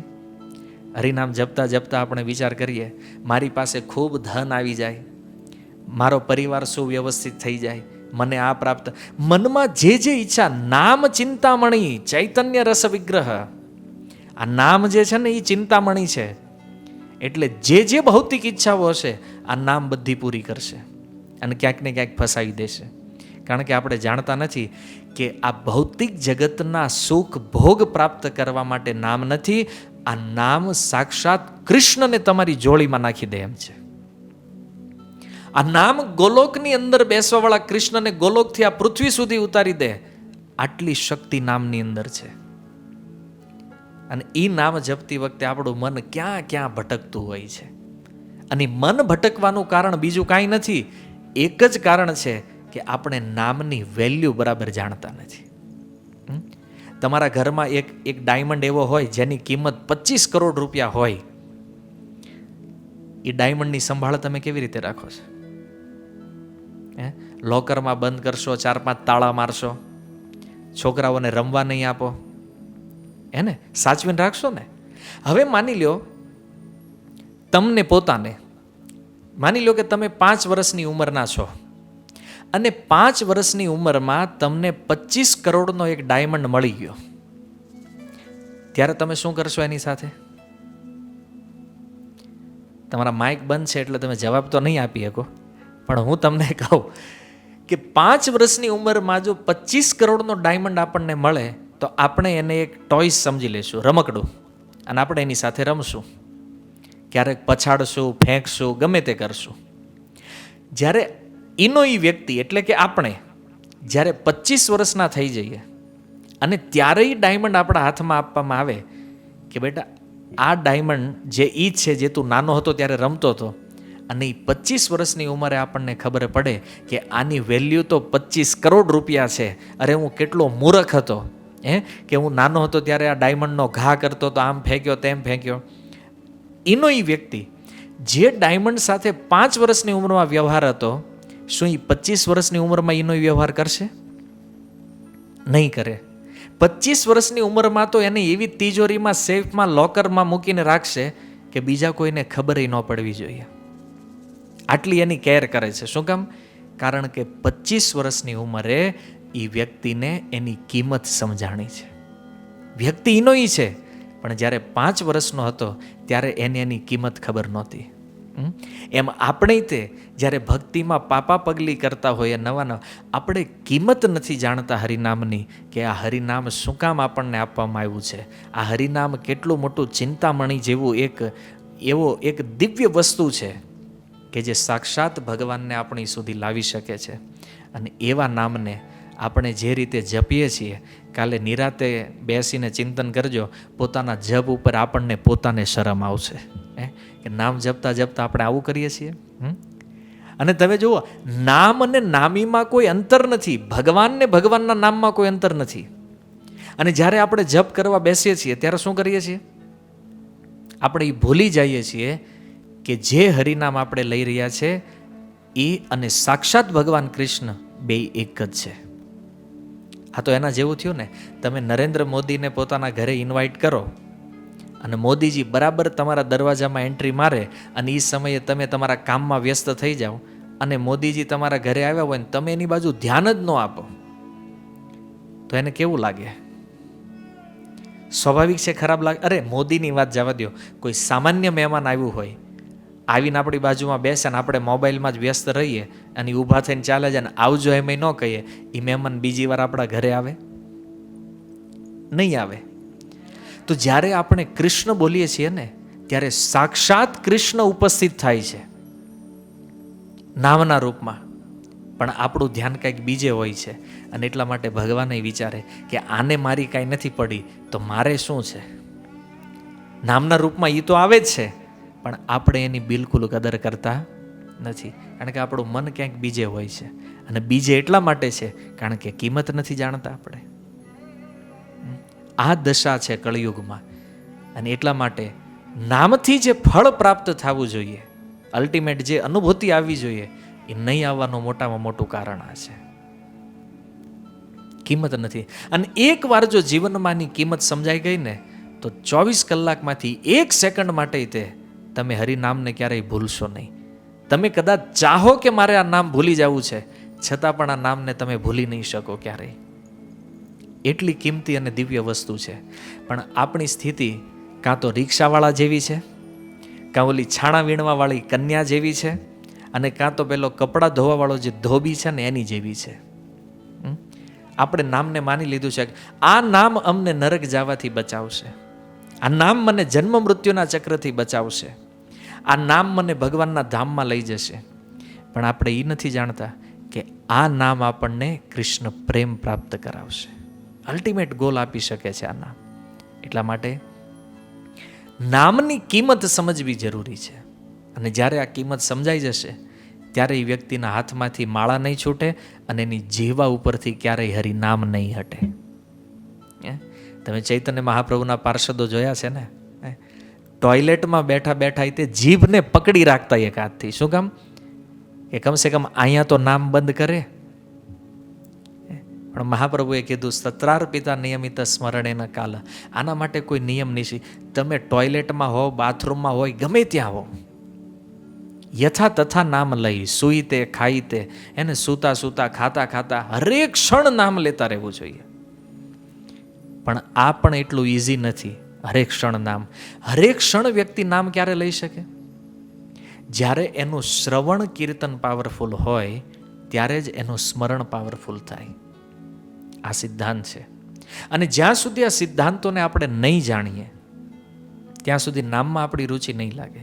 એટલા માટે મહાપ્રભુ કહે છે, સિદ્ધાંત બોલિયા ચિત્તે ના કર આલસ, ઇહા હોય તે લાગે કૃષ્ણ સુદ્રઢ માનસ. સિદ્ધાંતોને સાંભળવામાં ક્યારેય આળસ ન કરવી જોઈએ, સિદ્ધાંતને બોલવામાં ક્યારેય આળસ ન કરવી જોઈએ. શું કામ? કારણ કે જે વ્યક્તિ સિદ્ધાંત જેટલા પરફેક્ટ જાણે છે એનું મન એટલું જ ભગવાન કૃષ્ણમાં દ્રઢતાથી લાગે છે. એટલે આપણે જો દ્રઢ રીતે ભજનમાં લાગવું હોય, વાસ્તવિક હરિનામ લઈ અને વાસ્તવિક હરિનામથી નિકટ જવું હોય તો આપણા માટે એ જરૂરી છે કે આપણે આ પ્રમાણે નામની મહિમાને બરાબર સમજી જાણી અને આ કેટલી અણમોલ વસ્તુ આપણને પ્રાપ્ત થઈ છે આ વિચાર કરીને જ્યારે આપણે હરિનામ લેશું ને, ચાહવા છતાં પણ આપણું મન ક્યારેય બહાર નહીં જાય, કૃષ્ણમાં લાગેલું રહેશે. એટલા માટે આ શ્લોકનો જે સાર છે, યદ બિભેતિ સ્વયં ભયમ, કે સાક્ષાત ભય પણ જેનાથી ભયભીત રહે છે એવું આ હરિનામ. ગમે એવો મોટો ભય, જેમ આપણા પ્રવચનમાં મેન વિષય આવ્યો કે વ્યક્તિને મોટામાં મોટો ભય પોતે કરેલા કર્મના ફળનો છે, કે મારા કર્મના ફળ સ્વરૂપ મારે નરક જવું પડશે. તો મહાપ્રભુએ એવી કૃપા કરી કે કળિયુગના જીવો નરકથી બચી જશે જો હરિનામનો આશ્રય લેશે તો. એટલા માટે પ્રત્યેક ભક્તોએ હરિનામના મહાત્મયને સ્મરણ કરી, હરિનામની જે મહિમા શાસ્ત્રોમાં બતાવી છે આ મહિમાઓનું સ્મરણ કરી અને નામ જપ કરવું જોઈએ, જેનાથી ઓર ઉત્સાહ સાથે આપણે નામ કરતા રહેશું. અને એક અંતિમ પ્રસંગ રામાનુજાચાર્યના જીવનનો છે, જે આ પ્રસંગ રિલેટેડ છે, એટલા માટે એ કહેવાની ઈચ્છા છે મારી. રામાનુજાચાર્યના ગુરુ કાંચીપુરણ, જે કાંચીપુરમની અંદર વરદરાજજીની સેવા કરતા, ભગવાન વરદરાજજીની. અને રામાનુજાચાર્યના મનમાં એક સંશય હતો. આમ તો કુલ 6 પ્રશ્ન એમણે પૂછ્યા હતા, પણ એમાંથી એક પ્રશ્ન એમણે એમના ગુરુ કાંચીપૂર્ણને પૂછ્યો કે ભગવાન જે છે ને એને તમે પૂછજો વરદરાજજીને મારી આ વાત, મારા જે પ્રશ્નો છે એ. કારણ કે કાંચીપૂર્ણ એવા ગુરુ હતા જેની સાથે વરદરાજજીના વિગ્રહ સાક્ષાત વાત કરતા. તો રામાનુજાચાર્યને આ ખબર હતી અને એટલા માટે એણે એમના ગુરુને કીધું કે મારા આજે 6 પ્રશ્ન તમે વરદરાજજીને પૂછતા આવજો. તો એમાંનો એક પ્રશ્ન હતો કે માની લો હું આજીવન ભગવાનનું નામ જપ કરું, પણ મૃત્યુ સમયે મને ભગવાનનું નામ સ્મરણ ન આવે તો મારી ગતિ શું થશે? તો કાંચીપૂર્ણએ આ પ્રશ્ન જ્યારે ભગવાન વરદરાજજીને પૂછ્યો તો એનો ઉત્તર આપતા સ્વયં ભગવાન બોલે છે કે આજીવન જેણે મારા નામનું કીર્તન કર્યું છે મારું નામ સંકીર્તન કરે છે, મારા નામનો જપ કરે છે, અને મૃત્યુ સમયે માની લ્યો કે એને સ્મરણ મારા નામનું ન પણ થયું, વરદરાજજી કહે છે રામાનુજને જઈને કહો એના મનમાં હું પ્રવેશ કરીશ અને હું પોતે એને સ્મરણ કરવાની પ્રેરણા આપીશ. નહીં થયું તો, અને માની લ્યો મેં આવું પ્રેરણા ન પણ આપી તો પણ આવા ભક્તની ક્યારેય અસદગતિ થશે નહીં. એટલે આપણે એનો વિચારવું જોઈએ કે આપણે તો પ્રતિદિન 16 માળા કરીએ છીએ અને માનો મૃત્યુના સમયે આપણને નામ યાદ ન આવ્યું તો કોઈ ચિંતા કરવાની જરૂર નથી. આપણું મન ભગવાનમાં નહીં લાગે પણ ભગવાનનું મન આપણામાં જરૂર લાગેલું હશે જો આપણે નામ જપ કરીએ છીએ તો, નામનો આશ્રય લીધો છે તો. વિશ્વનાથ ચક્રવર્તી ઠાકોરે જેમ કીધું હમણાં કે આપણું મન ભગવાનમાં લાગે કે નહીં, પણ જ્યારે આ સંસારમાં કોઈ વ્યક્તિ નામનો આશ્રય લે ત્યારે ભગવાનનું મન 100% એ ભક્તમાં લાગી જાય કે આ મારો ભક્ત છે એટલે એની રક્ષા કરવી એ મારી જવાબદારી છે, આવું ભગવાન માને છે. તો નામની તો અનેક કથા પ્રસંગો છે. આપણો સમય થઈ રહ્યો છે તો આજના શ્લોક માટે આજની કથાને અહીંયા વિરામ કરીએ. હરે કૃષ્ણ. શીલ પ્રભુપાદ કી જય. નિતાય ગૌર પ્રેમાનંદે.